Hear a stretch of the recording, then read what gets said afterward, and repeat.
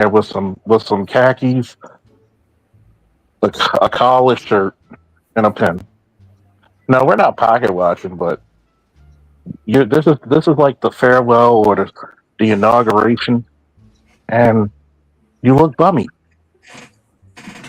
This is sad when we allow kids to go to prom, which, if you look at the history of prom, are supposed to how to conduct yourself in a formal setting. That was the purpose of prom back 200 years ago, 100 years ago. You're Uh, letting people go to you're going to formal settings in tennis shoes. You put more money in gender reveals than marriages because nobody's getting married. We'll put more money into weddings than the house you're supposed to live. I've known people who put more money in their wedding than they were separated and divorced, still paying on the wedding. mm, And we don't even understand formalities, and we're supposed to compete against the Indians, the Asians, the Eastern European. You can't even let the goddamn non-educated immigrant come over here and beat you for jobs you get first dibs. Fuck college and education. You can't even take over trades in your own damn city. You can't even take over picking up trash and putting asphalt in your own damn streets, and you're the majority. It's like we're inviting the constant disrespect we're getting. Mm-hmm. Behavior. It's like we invite constant defeat and despair. You know what I'm saying? We tell young black men for years now, over a decade now, for each one of us, go to the military, go to college, go get a trade. Hell, if you can do all three, do all three. And we'll still constantly have motherfuckers argue with us. I ain't gonna join no white man army. mm-hmm. I ain't gonna go to no college. I ain't gonna go to no trade. Oh, What you but gonna do? some people we don't fuck white supreme. We see hard enough anyway. But you know what's funny, Charles? When I'm Gen X, so I'm the generation you are too. I'm just speaking where you watched the Cosby Show, you saw a different world, and when we came up, look during the era of Public Enemy, X Clan, Poor Righteous Teachers, and even our music, it was given to us that you respect knowledge. And I remember as a child, the people that went to school and had the high, the education, they were highly respected. And we also know some people are not made for college. And Right. if you had a good paying job, they were respected also. Yes. But I can't pinpoint it. Although you had the ignoramuses on the street, like the niggas that is keeping it real. That's that, the real Pookie and Ray Ray. Yeah, that they are ostracized. Oh, you're being white. You're speaking white because you got proper diction. But that was a very small minority, because I even remember people that were on the street, they realized they had no choice, and there was a code on the street like, yo, young lad, you got a future ahead of you. Get the fuck away from here. Yeah, this ain't for you. It was about the 80s, because my generation, the earliest of millennials, The 90s too. which you see a lot of more correlations with them. Like, I can't talk to younger. It's very rare I can talk to younger millennials. Very It rare. ended in the 90s. I think in the after the 90s, the people just stopped caring. It's not just that. It's not just that. It's just that when people figured out, when the laws changed about juveniles, and they looked at, this is the reason why me and certain content creators have a difference of opinion when it comes to juveniles. 17 and 18 ain't that damn much of a difference. I joined the army at 17. But see, we because we follow our women so much, we misconstrue age versus maturity. Yes. And that's detrimental to any type of growth that you ever will see in today's time or yesteryear. My great aunt and uncle were married for damn near 60 years at 15. What's the difference now? Well, that's a different time. Give me the fucking shit. You had motherfuckers lie to get into World War II at 14, 15, 16 years old, lie about their age to fight the Axis powers. But now in 2026, we got motherfuckers lying about their gender. So Welcome to America. Yeah. And this is the cesspool.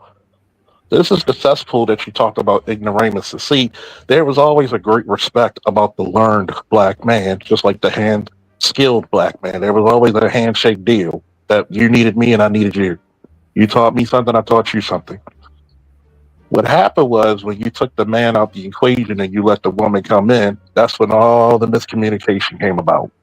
What the fuck does a woman know about being a man? Don't let This is them the tell you. reason why. This is the reason why you had to take your son to the barbershop. Most women took their sons to the barbershop because let's be honest, most little boys who live around the hood literally went to school by themselves. Okay, let's stop that bullshit. Why did Mama take the boy to the barbershop? Because Mama was advertising. And my favorite part when the boy is getting his hair cut by the barber, and before he leaves, the barber tell him in the ear, "You know, I could have been your daddy, right?" Mm-hmm. Let's talk about that, right? That's funny. But let's talk about that. The only time she will come around is to take your ass to mail spaces because she's advertising looking for another nigga to help her with those bills. And think about it. You go to school by yourself. You watch yourself several hours before mom comes home from work. Why do she need me to come here? Why does she need to come to this barbershop? Because she knows that's one of the few male prominent areas that she can shop around. Then let's think about this, right? Mama will teach her daughters how to manipulate men at an early age, but she will leave you dumbfounded to be a sucker for anybody else's daughter. Mm-hmm. And then you wonder why Mama always pressures you to get a job, but she pressures your sisters to go to school. Some people just love to suffer less in their hell. And Charles, this is what nobody want to talk about. That's one of the reasons why these younger male adults don't know not to flirt with younger girls. Oops, because their mom didn't teach them.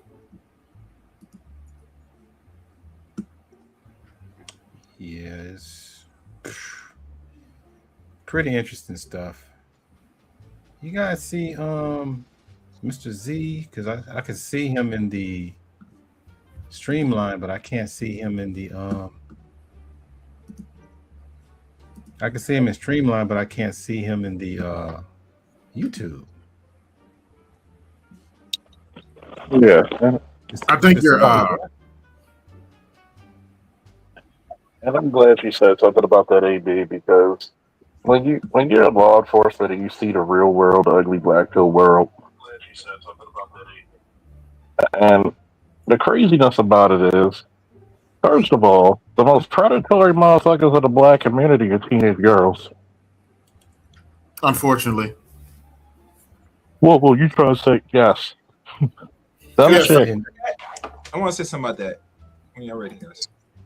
them before chicks you will go go, down. Go before you ahead. I'm go, sorry. shout out to Mr. Z. Black and Effects is just dropping money off. Appreciate you, fan. Let me see, not fan, fam. Appreciate your brother. Let me. What can I give him? I give him this He's one here. he's supposed to take the money, right? Take the hoe, you know that, and take the car and get the fuck out of there. You know, yeah, I mean, you're supposed to do that. But guess what? Nobody schools you on relationships as a black man. You got to pay as you go. Nobody says get a goddamn um prenup or a postnup. You Mhm. got to take it. Why don't you fight to go see your kids? I'm getting all these heart attacks, strokes, and ulcers. Why should I fight for something I shouldn't have to fight for in the first place? You'll make sure I take responsibility for it, but you Mhm. don't even check to see if the money's used properly. Nobody That's tells that that's young man how to verify a girl's age before you even do anything with her. Here's my thing. Like I Yeah, tell people, I stop calling you a kid when you're old enough to reproduce. You got goddamn. I was in Iraq and you had fucking 10-year-old shepherd boys cutting up, shaving and cutting up lambs and shit in the fucking market selling shit. You had child soldiers out there in fucking Rwanda and Afghanistan shooting at your asses. So don't, what the fuck is a kid in America? See, this delayed adultism that we specialize in the black community. The old bitches want to be old, the young bitches want to be strippers, and the niggas don't know where the fuck they fit in. Mm. And it's a fundamental flaw when you look at this and say, hey, we need growth in here. We need the men to come back. Why should I come back? You know, and I know everybody here on the panel Hold and on, chat are very intelligent, man. but you up here shaming 30 to 40-year-olds looking at a 20-year-old. Why should And we put up with that? it's fundamental that it takes a man longer to develop, not just in biology, but also in social growth. Yes. That's why you're not voting in a man as a 20-year-old president, even though at this point can't hurt too much now, huh? But I No. digress. You think about it. If a man's 35 and it takes him to make himself something, he's not going to deal with a 35-year-old woman who's too cantankerous, anti-male, feminist to the gills. When I'd rather deal with somebody 25, fresh out of college, maybe working on her master's, still got her bright and wherewithal, wants to learn. It matches. I don't want to deal with an old bunny who thinks he's better than you. Yeah. She's already seen the world. What can you show her? She's already done all these girls trips. I mean, then on top of that, you probably went to some of these girl trips, got filled out like an application, got more bodies than Arlington National Cemetery. Well, most likely you got more kids than Abraham. And who the fuck wants to deal with that? And in any conscious way, it's you got to be a sucker and a loser to be respected. And oh yeah, guess what? When you really get women comfortable, a little intoxicated, inebriated, they'll tell you the truth what they think about their stepdad, their husbands who are stepfathers. They don't respect them because they say if you take me at such a lower position, then you don't respect yourself. You Mm. literally have people out there who, voice Watkins, will take this type of shit. Oh, yeah. And it's funny. And then you wonder why it's I the go back. shit show. We don't, and I'm going to say this Go real ahead. quick. Mm-hmm. The ultimate problem with the black community from an educational, sociological, spiritual, physiological, biological, you don't like your heroes. You hate them. You hate standards to live up to. You hate them. Anywhere else, you look up to criminality and scammers, strippers, whores. You look up to these people. You praise more about. You got visuals for King Von, but a kid who graduated college at 15, he's a coon. So I got something to add to that. So maybe some that like the hero, for example, the PhDs here in the space, but I look at it like the process of making sausage. You know how sausages look all gray and gooey and gross, Mm-hmm. but after that they put the red color in, the dye in, they put it in the casing and have it all nicely wrapped up in red and ready to go. So they like it in the hot dog bun when it's done, but they don't like the process of how it's made. No, they don't want to get dirty. Now, and I always look at that. It's like, you celebrate everybody like being PhDs. Hell, if you really understood what it took to be a Kobe Bryant, you wouldn't like it. You would not like it. But you like all the highlights. You like the accolades, but this dude damn near practiced 24/7. Mm-hmm. You couldn't take that. There was a wise man. That was a wise man, Art. You take the joy, but not the pain. Yeah. And So my and whole thing, that's the thing. Go ahead. I'm sorry. because I'm like, I get it though. Okay, why should I do all that? Oh, that sausage is nasty or whatever. Why should I go put my hand in that? They find all kinds of way to criticize it on the way. My whole thing is, I keep saying this till my head about to explode. If it ain't for you, get your hand out the sausage stuff. If it ain't for you, don't show up to Kobe's practice. Let him do his thing. Stop coming to people's process and being a bitch. And just Say it again. No, say it Yeah. again, my brother. Y'all need to donate for that one. Say it again. No, you Say it can't again. skip that one. Yeah, I mean, stop It's coming to people's okay. process and bitching about what people are doing that you don't feel like doing. Can I, Or Stop. can't can I do. ask a question Or real quick? can't do. Go Yeah, ahead. I want to add. I really want to say back to AB because I didn't want to jump on that thing you did yesterday about these fast chicks. AB. I had the same conversation on Facebook. Just briefly, I put my stamp. Condolences. Question the same thing about why this dude hiding all of a sudden they should have cognizance. I said, listen, most of these mothers that have children don't give a f about their children. When there's no actual order, and women don't like to take order instructions from nobody, even themselves, you're gonna have chaos. And with chaos, that's what happens. It brews a behavior, a direction where young girls, if they're not been touched right or wherever, once they hit that certain age and they start what's the word, smell themselves, they think they could be outdo their mother. And the And mother after knows chaos it. comes rain. Yes, correct. So for this dude to be hiding under the bed, and they said this is more than one occasion, it's like you doing time in jail. That's least of your concern as a mother. You have failed. Once you Well, come to the point where your children are can having, I ask a question real quick? It's real quick. It's just real quick. I just ask Officer Charles a question real quick.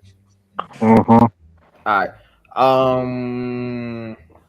50-50 this question now. What are the chances of a person going to jail for something? I'm gonna give you a scenario, right? You got your gun. Somebody then tries to take your gun from you, right? You wrestle. You end up stabbing them 9 times out of 10. Should that person turn themselves into jail or wait for the police? One, is there no ongoing investigation already? Because if you're taking my gun, that constitutes deadly force. Hmm. So, number one, if you're taking my gun or anyone's gun from, that's a deadly force situation.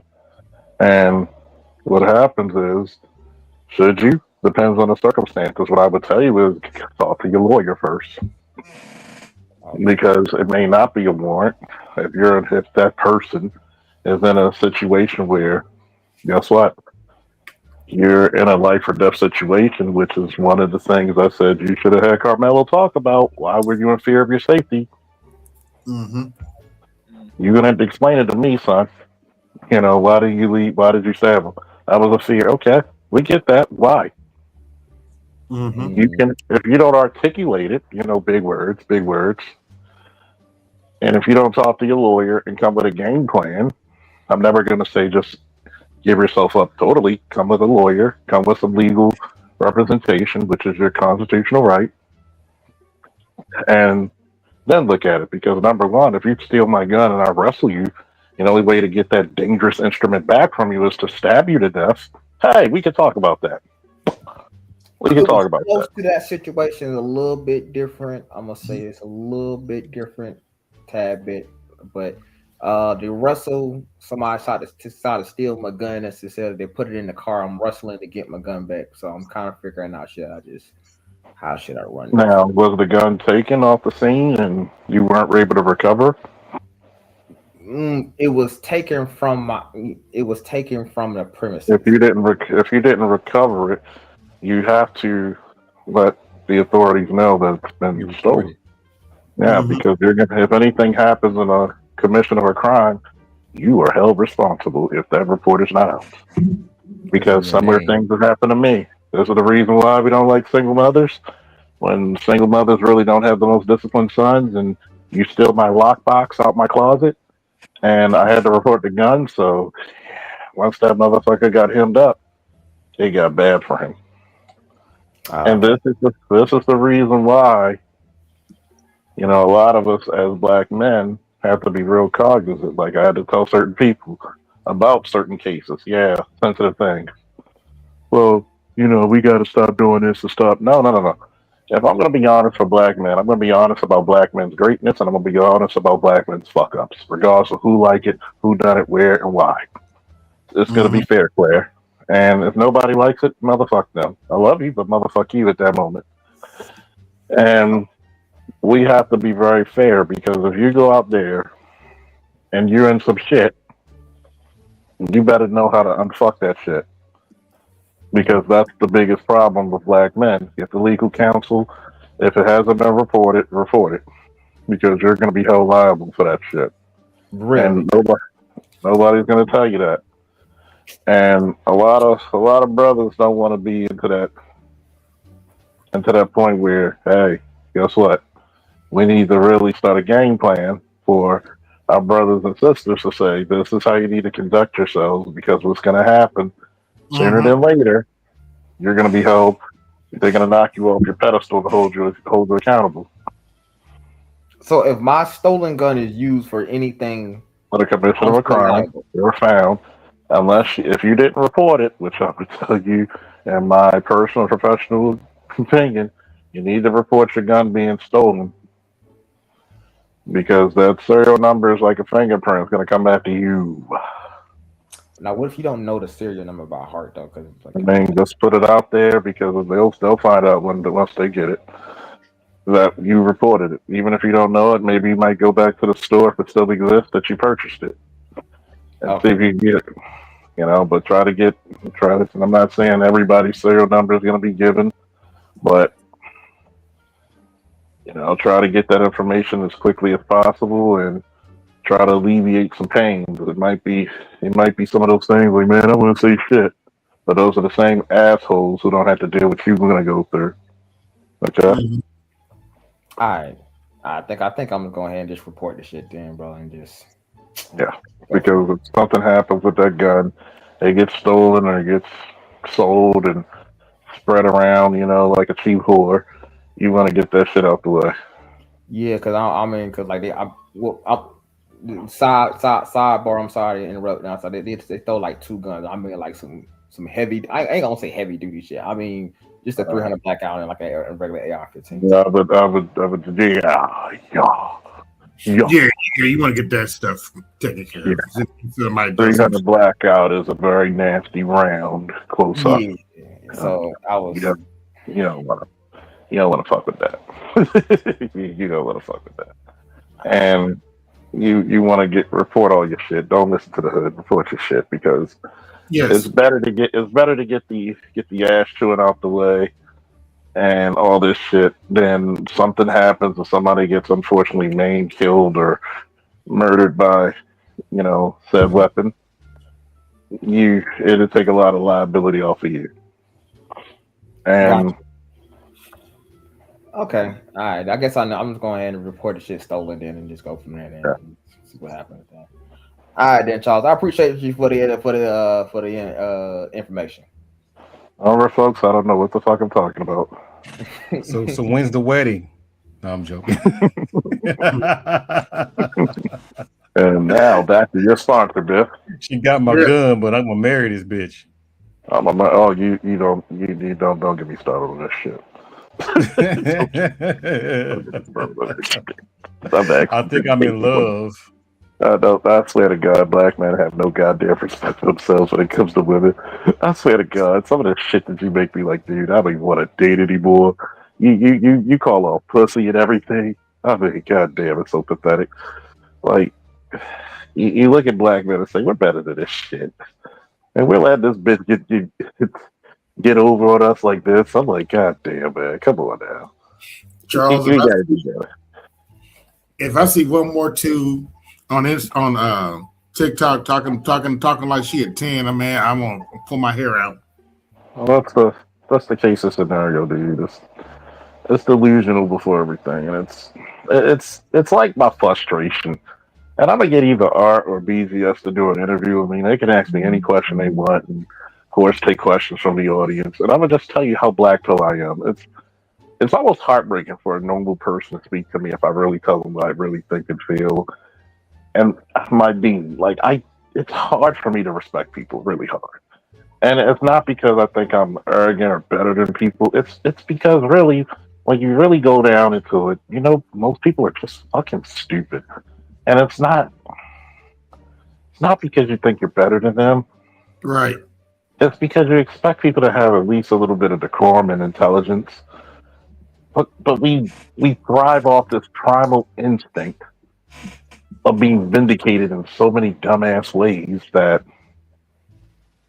we don't even understand our goddamn selves, and we wonder why so many problems come from it. Like, I don't give a fuck whoever feels this way. Yeah, my heart goes out to young Carmelo, but guess what? This motherfucker was supposed to be the golden child on paper. It's not like you went to Lake Clifton and you went to East Baltimore schools like me. You, you got to think about it. Nobody ever gave black boys the talk of, hey, you can't do what the white boys do. Mm-hmm. Oh, that's the fetus. No, it's the real.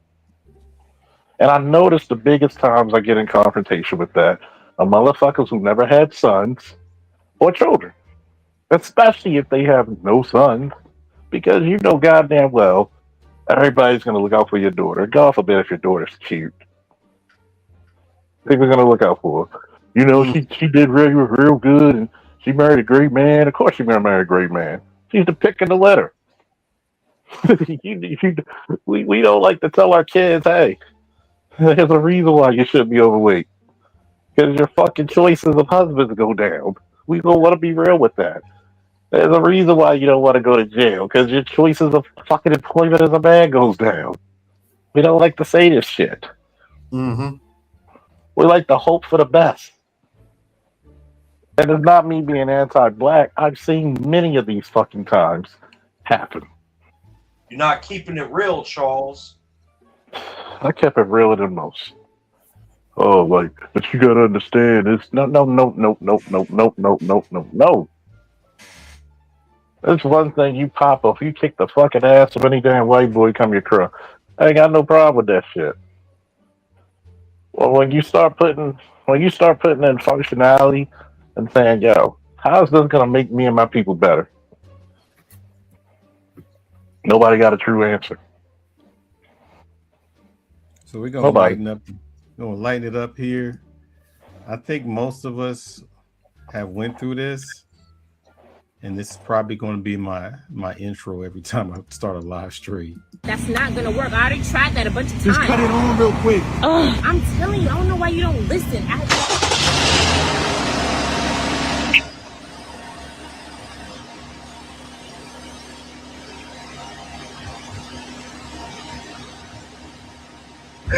That's not gonna work. I already tried that a bunch of times. Oh my lord, you don't know how many times I got that look. That shit gave me a flashback. Oh, they don't want to look at you in the face when they roll. That shit is funny as hell. Wrong as two horse fucking, man. Let's roll it back. It's quick, but it's funny. That's not gonna work. I already tried that a bunch of times. Just cut it on real quick. I'm telling you, I don't know why you don't listen.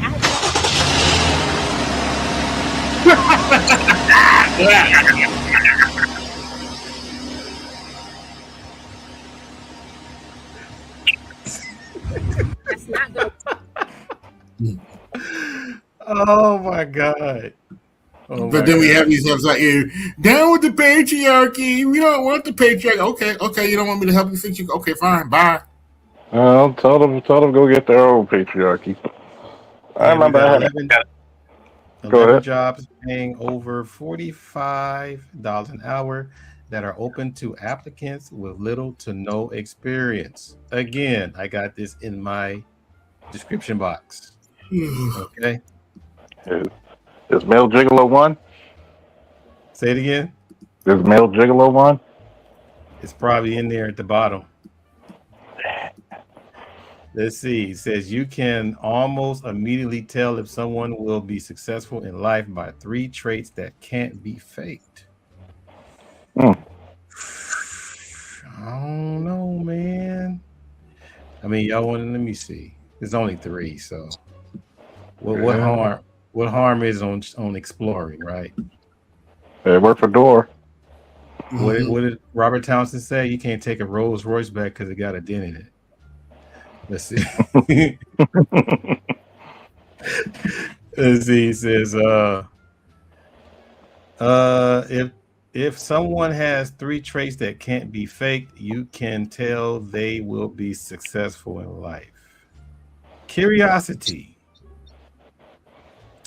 It's normal to wonder about the world and question the things around us, While curiosity is important for learning new things about our environment as well as ourselves, it's a telltale sign of a person who stands out. Let me see if there's a woman who wrote this article. Alexandra Blogier. What the hell? Yeah. Resilience. Okay, I'm just can't read the Bible. I'm tired of that. Showing up.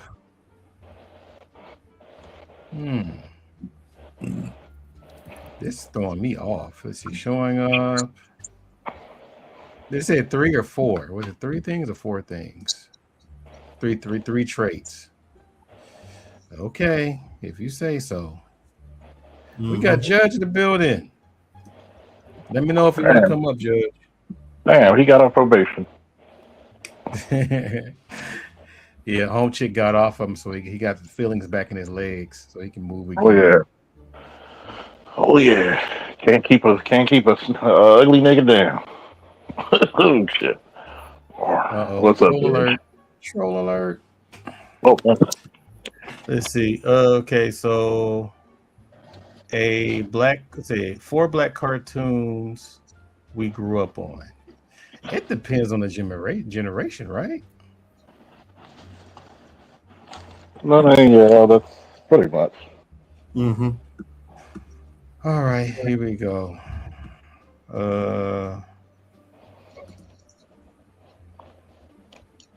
Let's see. Huey and Riley. The Boondocks. None of us were kids when that came out. Mm-hmm. Kid Next Door. That's Gen Z, younger millennial. That's number 5. Shout out to Cree Summer, number 5. And this is Cleveland Brown, Family Guy. Well, who made this fucking shit? God damn. I bet you whoever made this list. I bet you whoever made this list is like under 30 or barely 30. And the person's name is James McKay. Or Mackie McKay. Mackie. Okay. I bet you they like barely 30 or under 30. So I got this one here for Mike V sent me this. So there's a part in there that, let me see. As far as not the title, but the actual back and forth. Because they were talking about women's body count. Mm-hmm. It was going into manosphere as a business or something like that. It's like, whatever. I mean, what I noticed, let's see, here we go. What I noticed is that, and I think y'all said it already because I haven't been around long enough, but definitely the black manosphere and the white manosphere is night and day. Mm-hmm. Wow. Wow. Anyhow, let's get this in here. Old man X. He's coming through, ladies and gentlemen. From the wheelchair rollers.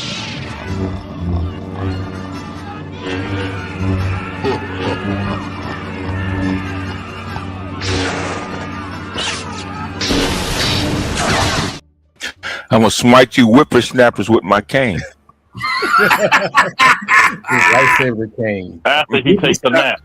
I already had my nap, so that's why I'm raring to go. That's the only motherfucker. Right. Hold up. That's why he doesn't have a lightsaber. He has a light harness to walker. Hey, you know what, Louis? All the Kenyans love that Boda thumbnail. Oh, for real? Yeah, they do. They're laughing their ass off, man. You came at the right. I did. Okay. I was looking at the I guess this manosphere debate. It was mostly white dudes, of course. They had a couple. Oh, are you talking about on Jubilee? Yeah. And I mean, a lot of stuff. I mean, we touch on some of this stuff, but they're like highly invested in a lot of this stuff. And the thing that I noticed, I mean, and they had the women in there too, so they were cooking. I was like, okay. So what I'm gonna do, I'm gonna share it. Why did they have women debating the manosphere? I have no idea, but it had threw that dude for a loop. I know that. Yeah. But so this one here says this one says porn has done more damage to men than feminism has. Bullshit. I'm sitting there like probably relax more, man. I was actually more women were getting raped. I'm just saying. Where do you get that from? I don't know, but I'm sitting there like I thought if you know if you were to restructure it, it sounds like feminism would drive you further to porn because the BS that feminism put on people. Yeah, feminism actually encouraged porn and women to get into porn and become strippers. Right. Yeah, it's about that women's sexuality having strength and belief in that bullshit. What they call it, women empowerment. Yeah, women. We're gonna look at a little bit of this. Let's see what they say here. That porn has done more damage to men than feminism has. Oh, they look gay anyway. What's up? I'm Mark. Sean Boyd. Nice to meet you. Nice to meet you too, bro. Ready? Straight. Okay, before we go on. They might Jubilees are curly fries, man. And who are you hanging out with? Because it ain't up in this space. Oh boy. There's a lot of academics that have his look though. Believe it or not. Well, he looks like Lee Merriweather from that show. Hated it. Yeah, like somebody from Insecure. He probably has a master's degree too, more than likely. Yeah, a master's in dick. But anyway. Okay. So let's see what he says. Because he's in that manosphere conversation. Let's see what he says. Pipeline to abortion. Okay. Abortion kills upward of 1 million Americans every single year. It's 3,000 men, women, and children dead a day. Right? If we're talking about comparatively on what's had the greatest impact on taking away manpower from America, have to say without a doubt feminism by far. What do you have to say about that? I was not expecting to go down the abortion road. I don't see how this relates to like men's mental health and agency in the world. We're comparing feminism specifically, right? Yeah. To porn. Yeah. So of course, porn is degenerative as well. I say we get rid of them, both of them, feminism and porn. Okay. Definitely. But if we're comparing feminism and the destruction that it's had on men as a whole in America versus porn, we'd have to like say that the lives actually being taken. Obviously, you see abortion as murder. Absolutely. So your argument is that the murder of all of the aborted fetuses is vastly outweighs any damage that porn could ever do to. Extremely. Another caveat to that, the porn and feminism come from the same place. We could talk about that later on a different, and we can get more. The same destruction of the nuclear family. Okay. Was because porn has been around for thousands of years. Let's say the people who own OF right now. Okay. Let's say that the most profound ability to make the America's daughters prostitutes from the young age all the way to the high age, right? Mm-hmm. On a vast majority, what they say, 35 to 40% of women right now, over 18, going up into 45, are on OnlyFans right now. That's not true. Absolutely ridiculous. But yes, definitely. I actually have the actual numbers from OnlyFans themselves. Please give me that. Yeah. So there are 3.7 million total creators on OnlyFans, 1.1 million in the US. About 90% are women, and only 70% are doing adult material. So that equates to about 700,000 women doing adult material in the US, which is roughly 3% of women between 18 and 40. It's still a lot. You would say that's more destructive than feminism? When feminism gave you the sexual liberation movement to even empower women to believe that you get some type of power I think porn is more destructive for men than feminism is. Explain. So the average male currently first got access to porn when he was 11 years old. By 18, 90% of men are using it regularly or have used it regularly in the past. Men who use porn regularly, you see worse metrics across the board. More likely to be depressed, more likely to have body dysmorphia, more likely to have erectile dysfunction, more likely to commit suicide, more likely to have poor relationships. This is ubiquitous. It's available literally for every young man on the entire planet. I mean, one thing that I would probably agree with you guys is that feminism, there's some good and there's some bad, especially the last 10 years. Especially the feminism that promoted high body counts being okay and not mattering, right? Well, so the same effects of the mental depression, all the other degenerative. We're back to the body counts, are we? Gotcha, bitch. It's extremely important. I'm mad I didn't get at the last one. Gotcha, bitch. Yeah. He had that gotcha, bitch.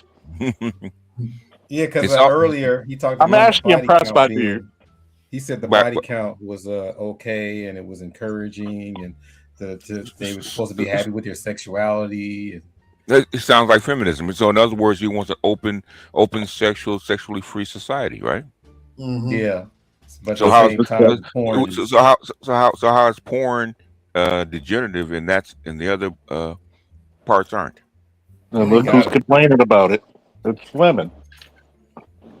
And then you can't. That's he had that gotcha bitch moment. I'd give dude his credit. He circled them back to the horses. So let's see what else. Can't say. But he was taking a shot at the people that spend a lot of time in front of the computer and stuff with all the, like if you're doing it so much, you're gonna get erectile dysfunction and what's the other dysmorphia? Yeah, he said that. Body dysmorphia. Since when did men suffer a lot of body dysmorphia in the first place? And number two, porn has been around so long that it never happened before. Why did it happen? Why does it happen now? BGS. He was talking about because they started so young. Like, what did he say? 11, y'all? What did he say? 11?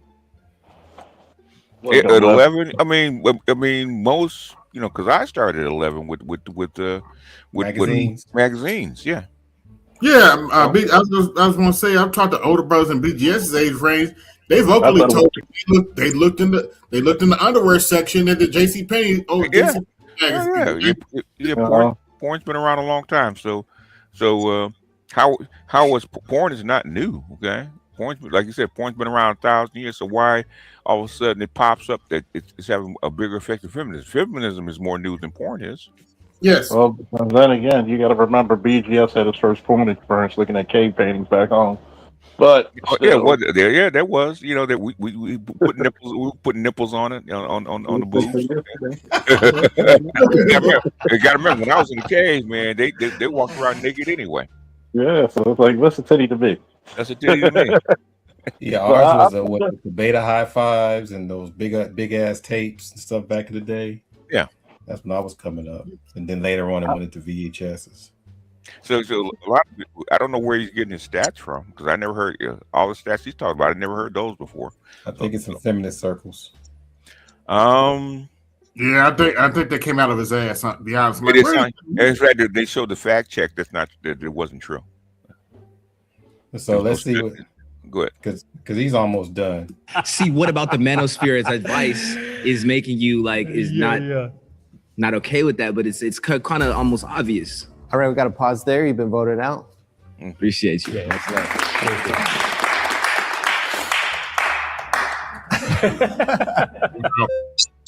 Millions of views earned. But how do I? Anyhow. 2 words. YouTube shopping. Turn your ass down. Okay, here we go. 1.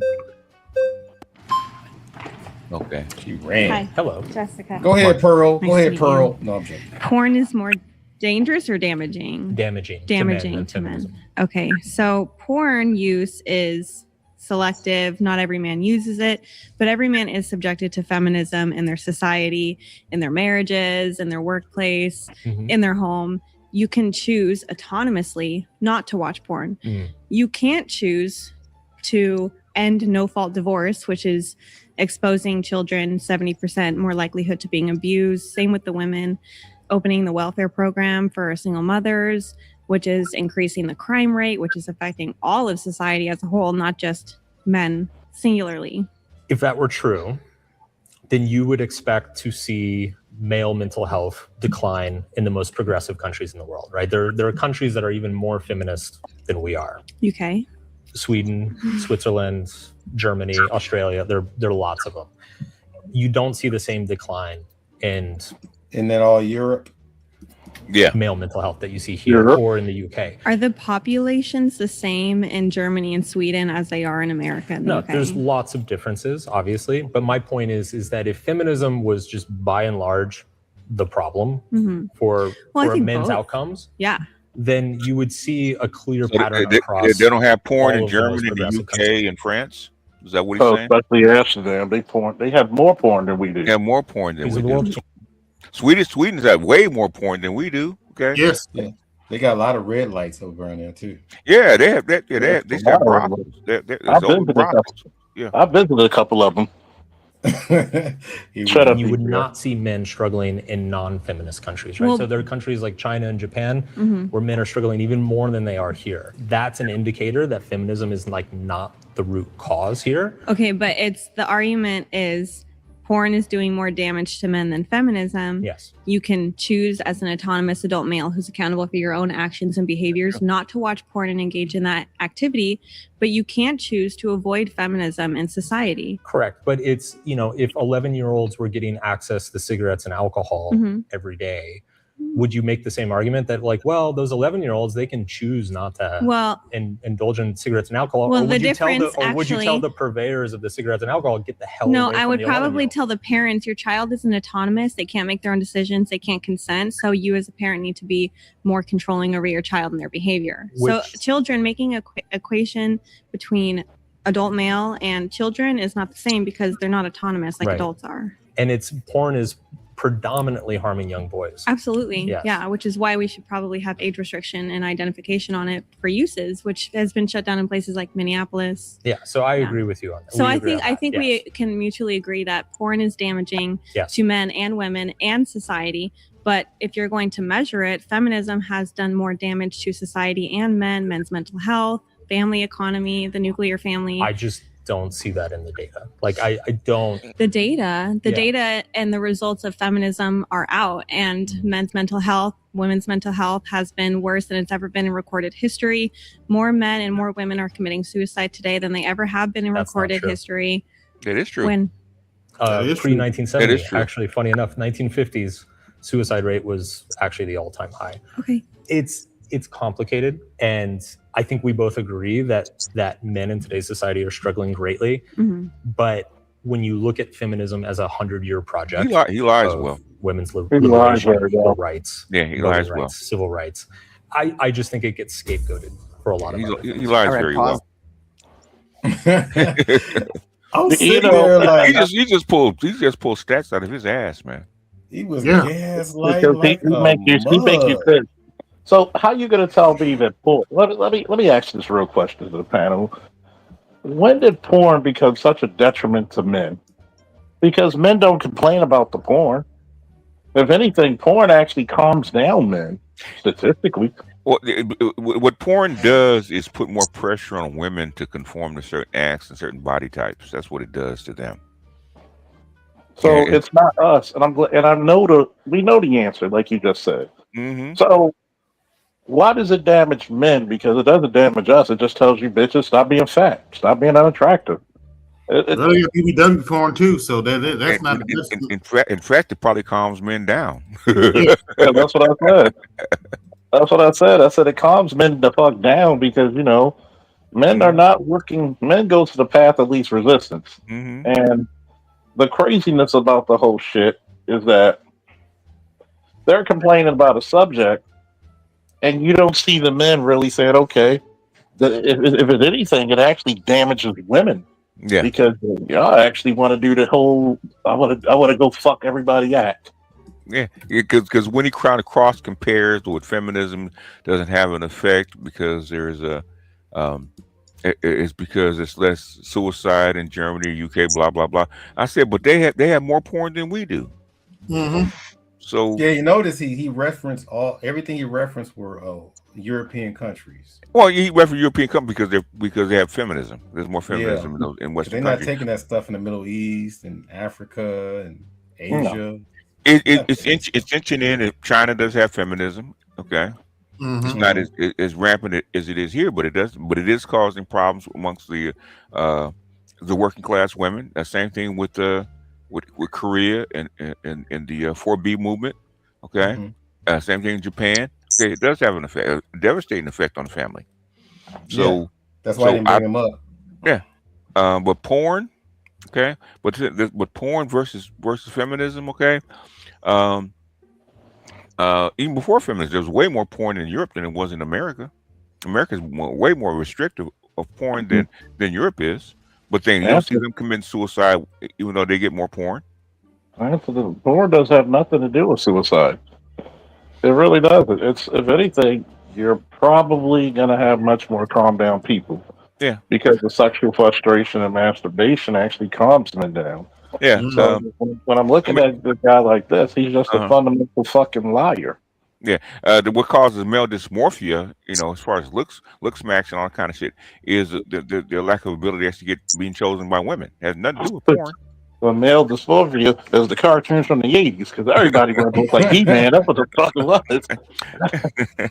That's the reason why. It's like, think about it. You feminize the boys and tell them not to fat shame, but the first thing you do is not date fat men. Yeah, but he knows how to move the goalposts and lie, by omission and switch facts up.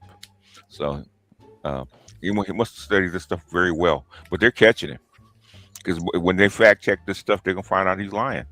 Mm-hmm. And put it in time. And it showed it. Yeah, Yeah, because the women, I mean, when that lady, I was like, wait a minute, so she trapped him pretty much. Yeah. Yeah, because I was listening to some of that stuff when I was on the freeway, and I was like, oh, okay. Yeah, watch how much you play of this art. Jubilee's kind of Yeah, fun. they are. They're kind of funny. Oh, watch you said watch because they Watch how much you play of it because they're gonna Yeah, they will ding you. demonetize you. Okay. So I kind of stopped on some of that stuff, but so I guess I mean, y'all don't want to see anything else on this one. It's up to you. We just putting out the disclaimer. Yeah, those are my two things. I don't know anything else that was worth watching because everything else is pretty much like they just sound like wannabe Peter Parkers and Clark Kent's type. My thing when they talk about the manosphere, they always talk about the same three people. Yes. Oh, Fresh and Fit, Tate, and the Tates, and Myron Gaines. Okay, and Myron Gaines has never been a big part of the manosphere. Really a small part. But what's the other guy? Sneeko. Sneeko. Yeah, Sneeko. Sneeko's just a really, really crazy young kid. So I don't know, but they always reference the same three people. Because that's how narrow-minded they are. It's like picking and choosing for your argument instead of going to the totality of such. Mm-hmm. Like you think you can easily. How many videos you have? Me? Yeah. Oh, got 3,000 maybe. I know that I got over 1,000. I got over 1,000 videos myself. So I know you got 3 to 5. 1,000. So you telling me not one time? 900. Damn. So you telling me not one damn time out of all the content creation that's in this space alone, you didn't pick none of these motherfuckers. Oh, they don't. They didn't even talk about the founders. You could at least talk about Rollo Tomasi if you're going to talk about the manosphere. Okay, you don't even mention him. He's one of the founders. I think that's a little suspect. Now, so for some of those people that hasn't been around, I think we can hear. I mean, people can watch this on their own time, but as far as what I'm hearing, as far as these white people, and then I haven't really saw a whole thing of Fresh and Fit or any of these people. But usually it's the body count, They talked about porn, feminism, nuclear families, getting your body right. Even though most of them are out of shape, and the part that they don't talk about a lot, but they probably have in the secret circles, is how much their white girls like black men. They call them the night riders. Michael. You know, Louis sent me a video by a Chinese guy, right? He's calling black guys that date white women winter soldiers. So I'm looking at that and I'm like, I'm just trying to think, we don't have how can you compare us to them? That's what I'm just trying to figure out. Like, how do you compare the black males that have issues to them? They don't even consider they don't even consider our thoughts unless it's useful, unless they can actually cross it over to them. So to most of the mainstream, the black manosphere is irrelevant. The only people they come up with is Kevin, because they can't hide Kevin. Somebody gave a shout out to Coach Greg Adams on there. There was a brother on there, but he was kind of without Kevin going mainstream, Fresh and Fit and even Andrew Tate would be irrelevant for the most part. Right. Nobody really knew about them. Right. I mean, that's the hardy part about it that makes you laugh, is that you got to think about it, is that when they talk about body shit, because white men shame their women into shit. But y'all know most of your women are sluts when they reach college and high school, so they're already slutty. But the main thing about sexuality for white men, did you really sleep with a black guy? Mm-hmm. That's why the white chicks, if she has a half-back lady, and if she could get be pretty enough to get a decent white dude, goddamn well she's gonna leave that baby with that black. And that's what always happens. She leaves the baby with the black family. That's why when they be like, "Oh," I'm like, here's my gist about it. At this point, I'm probably never gonna be married, and I'm not sad about it. Hey, more hoes. Yo, where the hoes at? I mean, look, at least you could do is make 50% off, 60% off. Make it easy. Don't have to take you out for lunch. Maybe just maybe just a small brunch or something, if that. But nobody really gives a fuck about this shit anymore because mating and dating and modern marriage is pretty much dead. It's dead in the water anyway. Thank you for the older folks holding it down. But I don't see the gist. You got Myron Gaines, who looked like the only woman he could get is if he had a 401k. Mm-hmm. That's it. Okay. Yeah. Well, Would I listen to advice? Fuck no. I never liked Myron Gaines, but anyway. I mean, he speaks to a certain segment of people, which is under the white boys under the age of 25 for the most part. The underachieving white boys. The underachieving white boys, yeah. The wannabe frat boys. Yeah, you know what they say? What a waste of white skin. That's the type of white boys he's like. Well, you gotta understand, it's not your fault. These chicks are fat. Yes, they are, but fat for white guys and fat for black guys are two different things. Yeah, that's true.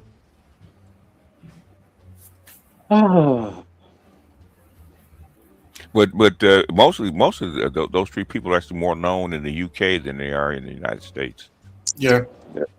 Because I'm sorry, Andrew Tate doesn't really move the needle here in the United States. No. Yeah, when I first saw him, I'm like, okay, who is this guy? In the UK he's big. Here, not so much. But the UK is really pushing this. You got all this shit going on in the world, and you can't convince enough white guys to stand up for their country because those pudgy motherfuckers are not going to do anything. So hey. Well, that's their leaders. Yeah. Well, That's what they want representing us. The thing is, they keep pushing the same button, and we keep wondering how come it doesn't work when they keep pushing the same button. Keep pushing the same button, but they're not listening to us because it's called the definition of insanity. it's insanity. Yeah.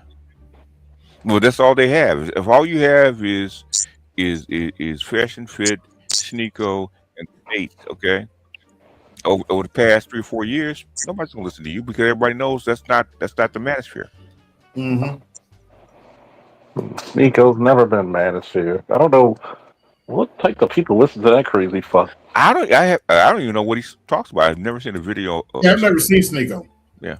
I've tried to look at Sneeko just for research purposes, and I'm like, this motherfucker crazier than a bag of ferret.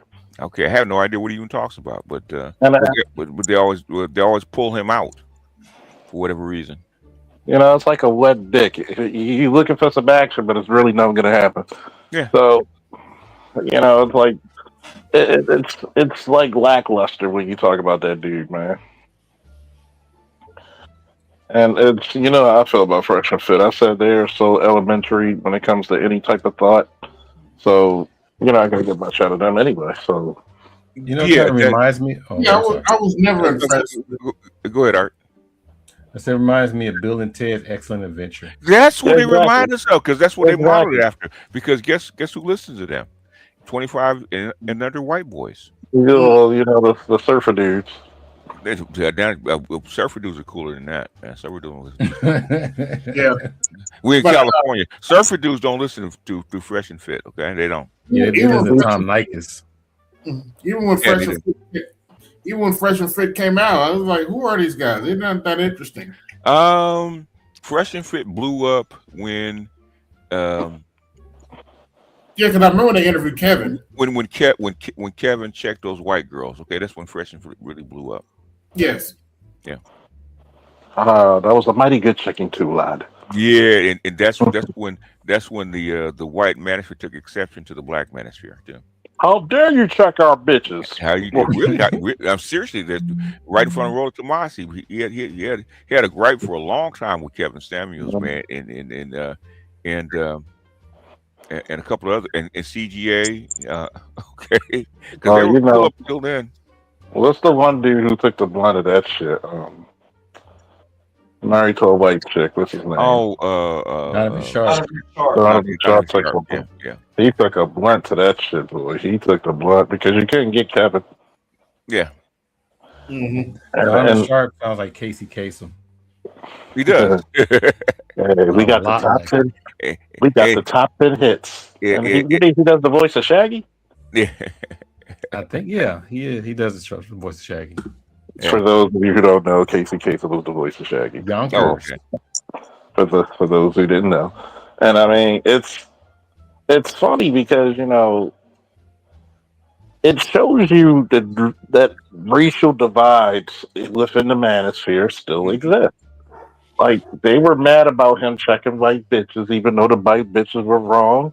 Yeah, you ain't gonna do it. Somebody gonna do it. Yeah. That's the fact they couldn't check her, and he did. And and they like, huh? And she stayed checked too. She stayed. Wait a minute, bitch! You're supposed to respond to me, not him. Yeah. What's up? We all think of Fugazi with his interviews with these chicks. The Fugazi guy. The Fugazi guy. I think I don't know his real name. But he has a big beard and very skinny. Yeah. I'm gonna shut up. He kind of goes in, and these chicks are, a lot of checkmate moments. Yeah, but he's got the look that the black women like. They like to argue with him. Mm-hmm. So most of his clientele are female. Yeah, I'm looking at that. I'm like, let me find one. I try to save as many as I can. Is that the nigga from tonight's conversation? No, I never. No, I never. I don't think so. I think I shared with him once, but I don't think I. Ooh, I ain't share his stuff. I guess I didn't do a share on him. Okay. Oops. I mean, it's not a share, but a save or a like or something. Okay. Look in your history. How far back? That's going way too far back. Or do search for him. Do search for Let me see Fugazi. shorts. Because he did a lot of shorts. Do Fugazi and put shorts in. It'll pop up. A whole bunch of those stuff. All pop up. Okay. I'm the search king. Yeah. Yes, You sir. said the search king. Yeah, I'm the search king. Yeah. I find shit nobody else can find. I'm gonna go into a new business. What's that? I'm going into becoming a man of the cloth. Okay. I'm gonna have a. What's I'm gonna have a the church. name of your church? The Church of the Big Backs. Well, you know they'll come to your church. Oh yeah. Oh Lord, for the big backs. Yes, Uh-huh. we would be prosperity teaching. Well, Uh-huh. you ain't big, you just global.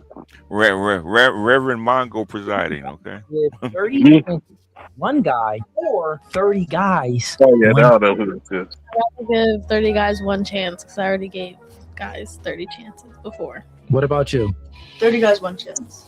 What about you? I agree. I'm not gonna look vulnerable again. I've done that before. You just look stupid. What about you? Yeah, it's embarrassing. So this just shows you that you ain't loyal. If you're gonna choose 30 at one time, you're trying to do like a man. Men go around and we're shooting our shot with a whole lot of women to see which one we make. So dating like a man for a woman, if you adopt that behavior, it never works. From a biological perspective, you are not built like a man. You have a lot more oxytocin than men have, and oxytocin is a pair bonding mechanism that allows the woman to peer bond with her mate. It's scientifically proven that shows that when a woman reaches a body count between 5 or 6, the probability for her to maintain a long-term relationship drops down to 20% because she experienced with too many men. Lady. True. Yep, that's true. Spit it. Very true. He does. All out He has there. a lot of gotchas. Yeah, because women don't know this stuff. Okay. They've been taught that women have the same physiology as men do, and they don't. Me get all mad. Why can't we do what they do? Yeah, you can, but things, the repercussions of you doing what they do, okay, you don't want to accept. So I gotta be lucky with this baby. Why my pussy look like the Grand Canyon? Why does no guy want to date me even after my 50th body? Yeah. Because I now mean, they'll date you. They just won't be serious with you. That's all. Yeah. Now they're going around talking about these little girls aren't fast. I'm like, bullshit. I did a whole stream on that yesterday. Little 13-year-olds been looking at 20-year-olds and 30 years old for hundreds of years. It didn't change. Okay. Yeah, man, ain't nothing changed. Yeah. It's like in the AI shorts I made, I had the people telling the older women, "Shut the hell up! You were fast back in the day too." The thing is, what? Okay. Why that woman's going to go to jail for murder? One, the 13-year-old let that guy in. He didn't break it in her. Okay. Number two. Okay. Number two, she's known that evidently they have been seeing each other for a while. Yeah, that's and the mother knew about it. That's number two. Yeah, number three, was asked to leave, he left. Okay, you don't shoot him in the back of the head as he's leaving. Okay, that's murder. Evidently, he owed her money. He was paying her. Evidently, all that stuff doesn't matter. You shot him in the back of the head as he's walking out of your house. Once again, the force continuum says there's a person or danger in back of you when their tobacco's turn. Unless they're going to get a position of advantage or to kidnap somebody, the answer's no. Yeah, that's murder. I mean, he's not supposed to be there. You're upset. You already got the gun. I said if you had shot him when he's under the bed, you might have had a chance. Yeah, right. But you wait till he gets up, gets his clothes, and starts walking out the door, and got on down the steps, and then you shoot him. Okay. That's murder, baby, all day long. Back of the head, and he shoot him in the back of the head too. Okay, all right. I mean, you got to realize is that this is why I said that self-defense shit is a slippery slope. Yeah, slippery slope. Didn't I say that years ago? Yeah. You can't say this is an issue and then say, "Oh, it's self-defense." He was walking out the house. Yeah, yeah, So you're slopes. yeah. You pointed a gun at him, you told him to get out. He got out, and you still shot him. All right. I think that's called murder. That's murder, kid. Yeah. Murder She Wrote. Yeah. Let's see. And this one here. Oh, Kadar says, "Do you?" I think he says, "My one, no forgives you for." What does he mean? My Hey, one. Art. Do you want no? Do you want no Fugazi podcast? Means What, to come up and do an interview or something? no. Or? No, I don't. I think he's trying to give you a link or something like that. Oh my God, that is the Church of the Big Back. Big Back. Let me lay hands on you, sister. Lay hands on you. But Big preacher, I face, thought you big face, bigger blessings. Oh yeah. I'm We like, got they be like, you don't Passport OG. understand. You don't understand. And then, see, here's another one. I got another idea for the faith. You know why? Because I'm gonna have stud Saint the stud Sanctorium. I've been. It put a sign over there. So I've been delivered. I've been delivered. The stud Sanctorium right there. All studs being blessed over. That's I'm back to the light. That's funny. Even black women even turning stud straight. That's funny.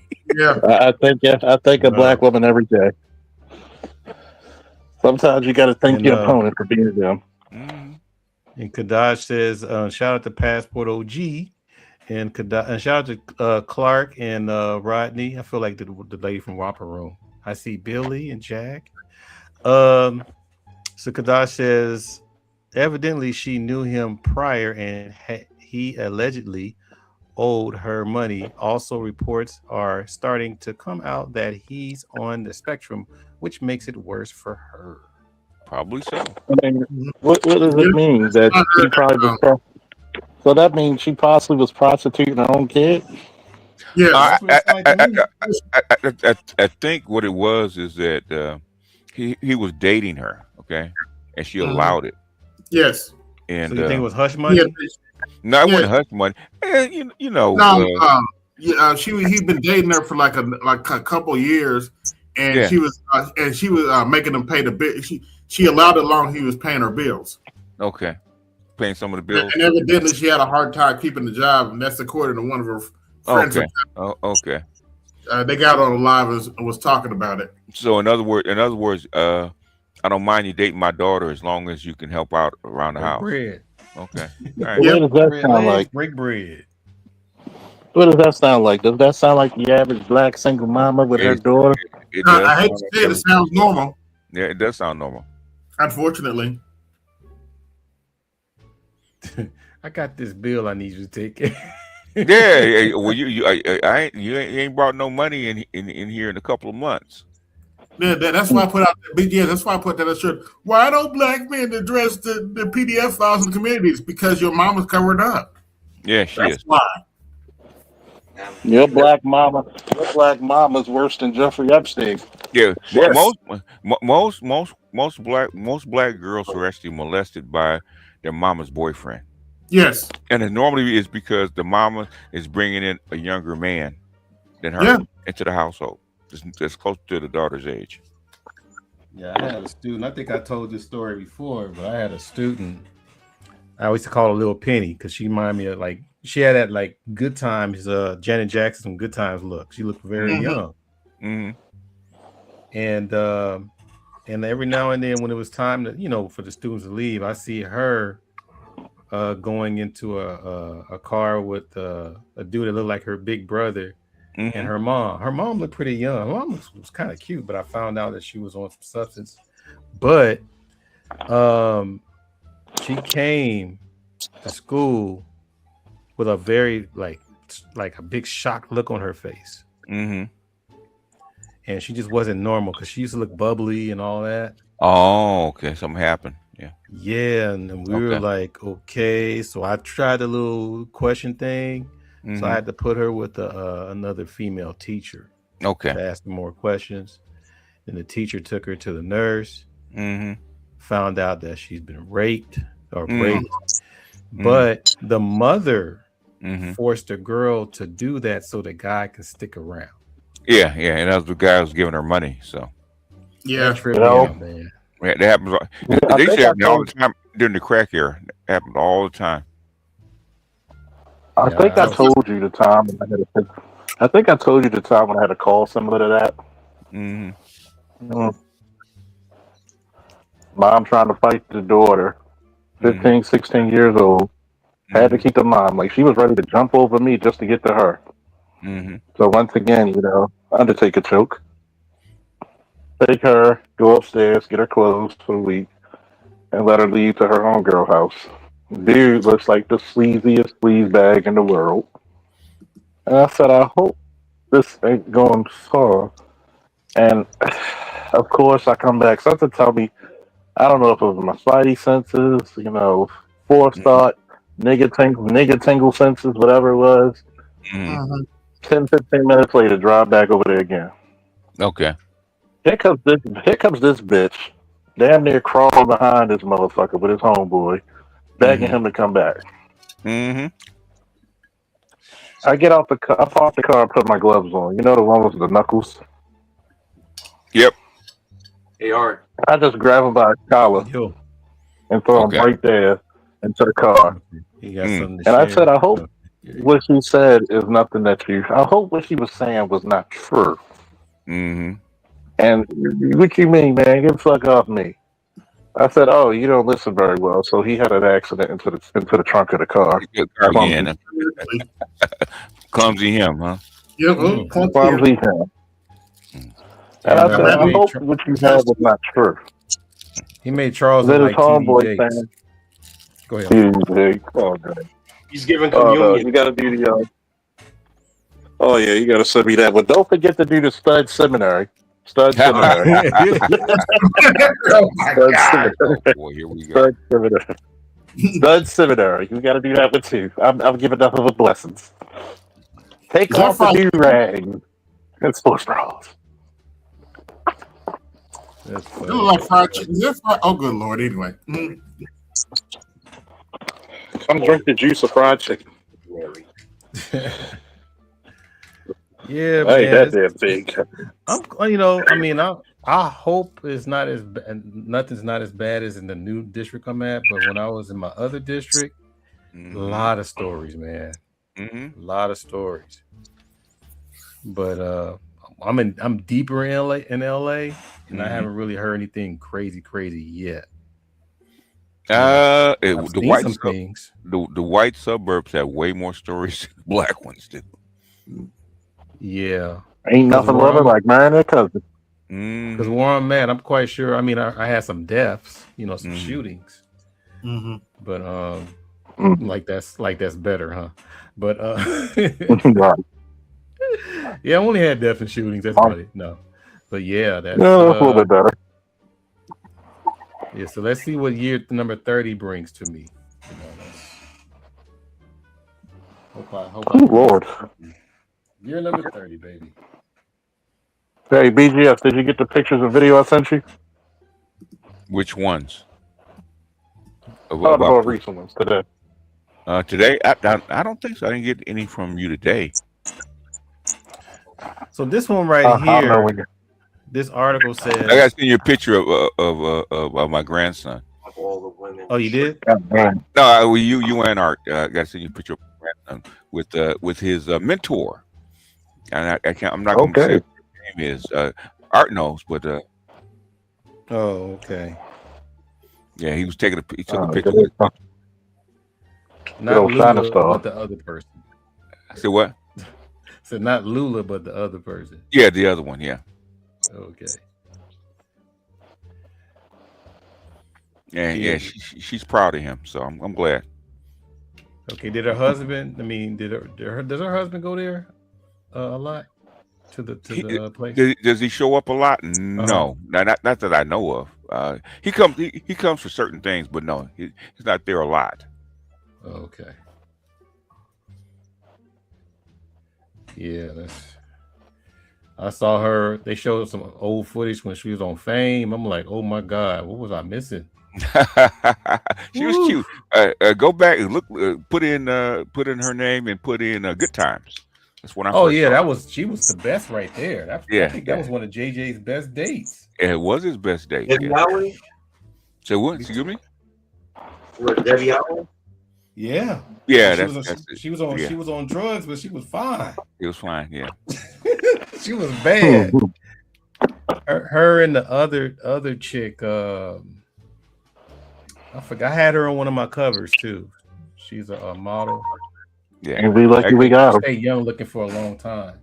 Yeah, I got to send you the link to his Instagram where he put some of that stuff up there. Oh, okay. Yeah, he's doing well.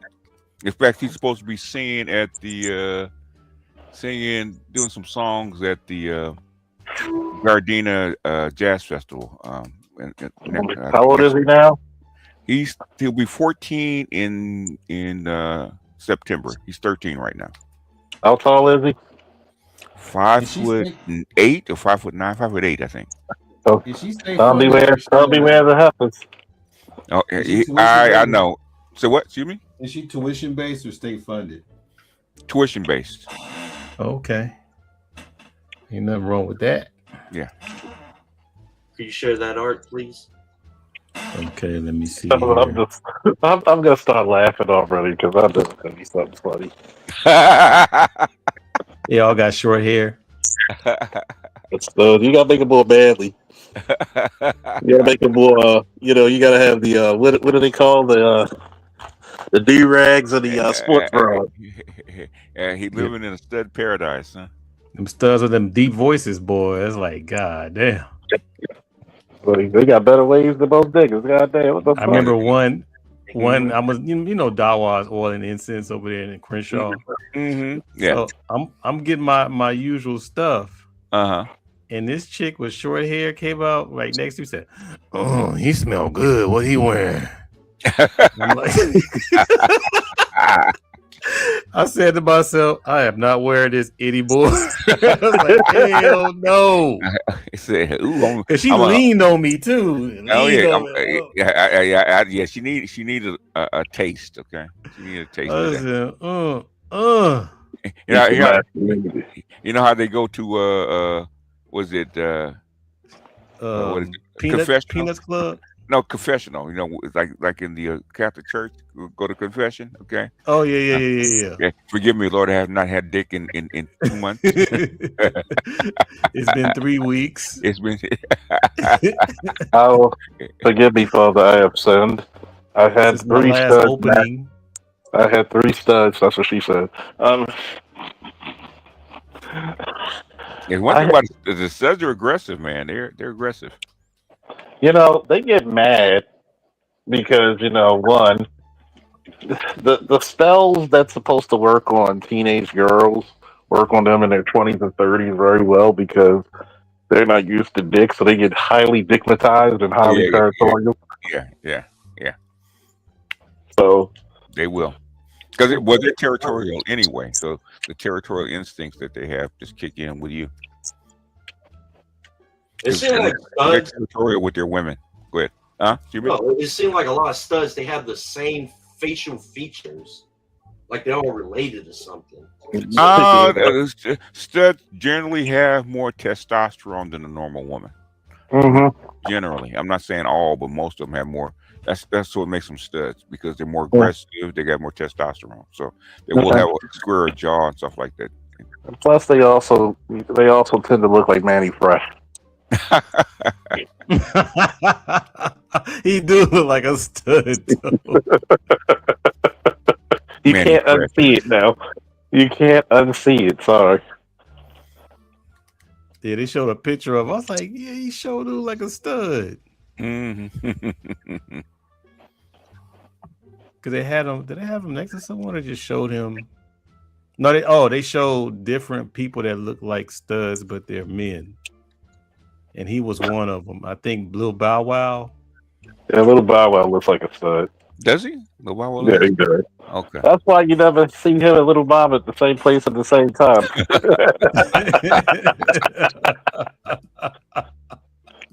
You never see them be at the same place, same time. This is my platonic stud crush right here. Let me show y'all. Okay. Oh, no. LA too. I don't know if BG has met this lady or not. Okay. But I forgot her name is something Mishu or something. Here you go. This will bring back memories. Uh-oh. They got the little sound thing there. Yeah.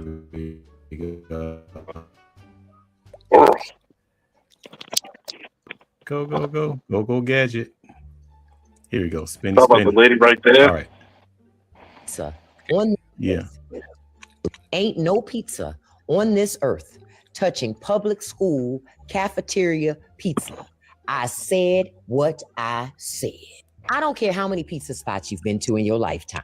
Ain't none of them beating this square slice of pizza from a public school cafeteria. Cause for real, that pizza had no business being that good. That sauce, magical. The crust, soft but crispy at the same time, like an identity crisis that made it work. And don't get me started on those little pepperoni nuggets. Not really nuggets, not even slices, more like sprinkles. But we ain't complaining, baby, because this pizza was hitting. That pizza was like a hood celebrity. Didn't look like much, but had everybody lined up and loaded. Yeah, that's true. On pizza day, That's I'm true. double, Yeah, two that minimum, is true. right next to fried chicken day, which we considered a holiday inside of school cafeterias. Now, let's be honest about something. Some of these store pizzas like Elio's, they have been riding off of our childhood nostalgia. Yeah, they have, but they're not this public school cafeteria pizza.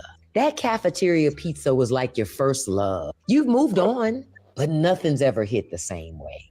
Y'all remember this pizza? And what else from back in the day in the cafeteria was top tier? Sweet roll. Let's talk about it. The sweet breakfast rolls in the morning. Friday. Yeah, she was talking about the coffee cake. The coffee cake. The coffee cake was good with the glazed sweet rolls. You know. Yeah, I think I had. They gave you two at a time, right? They cut it in squares, right? The sweet bread with the glaze on top of it. Yeah. Especially when it was hot. Warm in the morning. Yeah, it was warm in the morning. Yep. Yeah, because she talked about that. What else she talked about, man? And then she talked about the apple pies at McDonald's when they used to be fried. Yeah. Yeah, she go in, man. I like listening to this. Hey, somebody, somebody should make frozen school pizza, and sell it on the market. Yeah. I'm gonna make authentic hood frozen cups and put it on the market. Mm-hmm. Hood frozen cups. But yeah, straight out to grandma, straight out to Auntie Freezer, who charge you about 50 cents to $1 for them. Cause they said McDonald's brought back in the crispy apple and cherry pies again. Oh yeah, it's fried instead of baked. Yeah, because they were baking them. So now they say they don't hit the same. A lot of people say it don't hit the same. No, it doesn't hit the same because of cholesterol. They had stopped frying them and started baking them. So now they're going back to frying them again because people prefer it that way. Yeah, because Popeyes didn't. It sound like to me it seems like Popeyes took the exact recipe. Yeah. Yeah, they fried the fuck out of that shit. Yeah. That's why. Yeah. I think it was in the 90s where McDonald's went from frying the apple pies to baking it to baking them. Yeah. That was the man. I tried to stick with it back there. I was like, I can't do this no more. It's dry. It's dry, and it's not hitting. But so I think they went back to frying it. Yeah, because that was my specialty. Was the fillet, 2 fillet of fish, 2 apple pies. Oh Lord! And that was considered healthy. Yeah. It got apples in it. It got apples in it. I'm eating fruit and fish. They all fried with bread. The other one, yeah. Man, that was hitting. I couldn't do French fries until later. Really, you couldn't do French fries? Why? For some reason I got tired of it. I used to like them when I was little. Okay. Then when I got to middle school, you got burnt out. Sandwiches. Yeah, you got burnt out. Okay. I can't even eat McDonald's food like that anymore, man. Man, I haven't had McDonald's since what, 2000? Yeah, you have to go to McDonald's. Okay, if you want really good McDonald's food, you got to go when it's busy, when the stuff is coming out hot. Yeah, because McDonald's food. They let it sit too long now. Go ahead. Yeah, McDonald's food, man. If I want to lose an easy 5 pounds, I go to McDonald's or Popeyes. Yeah, because Because everything's gonna be liquefied in your body. Like you won't hold down shit, literally. You will liquefy. Yeah, because it made when it started making my gums swell. That's my new. I said I can't. It was that and KFC. Those are 2 restaurants where I ate their food and my gums swell. I was like, I'm not doing that no more. Okay. Popeyes didn't do that, or Burger King, or what's the other one? Carl's Jr. All this. But for some reason, there's something in McDonald's that made my gums swell, but I don't know what it is. I can't eat Popeye's chicken sandwich. Oh my god! 30 minutes later, I'm on that canyon. And I was so mad because I like the crust better. I mean the skin at KFC more than Popeyes. The recipe. I like that way better, but I just couldn't eat it because it got whatever is in it. That shit hurt. I think you have to see what kind of oil they fry it in. Okay. Remember they changed it? Yeah. It started with an O. Yeah. Olestra, something like that. Yeah. That means it's got soy in it. That's probably what's causing it to actually your gums actually swell instead of the old fashioned lard, beef lard that he's fried in. God damn lard. Yeah, tell them Kadesh, them fillet of fish was like crack. Man, it was small too. Kool-Aid pig lips, y'all. Here are all the ingredients that I use. So you can get you a jar of them lips. You're gonna pour all the juice out just like this. Next, you're gonna go in and add whichever flavor Kool-Aid. Ooh, oh no, oh my God, yeah, it's real. I seen women. In there, you're gonna pour that liquor in there like that. Grab I your seen bottle women, of water, black just women like eat this. that shit too. Fill it up to the top. Then you're gonna shake it They like do. a salt shaker, baby. Then you're gonna get you some plain Pringles, you guys.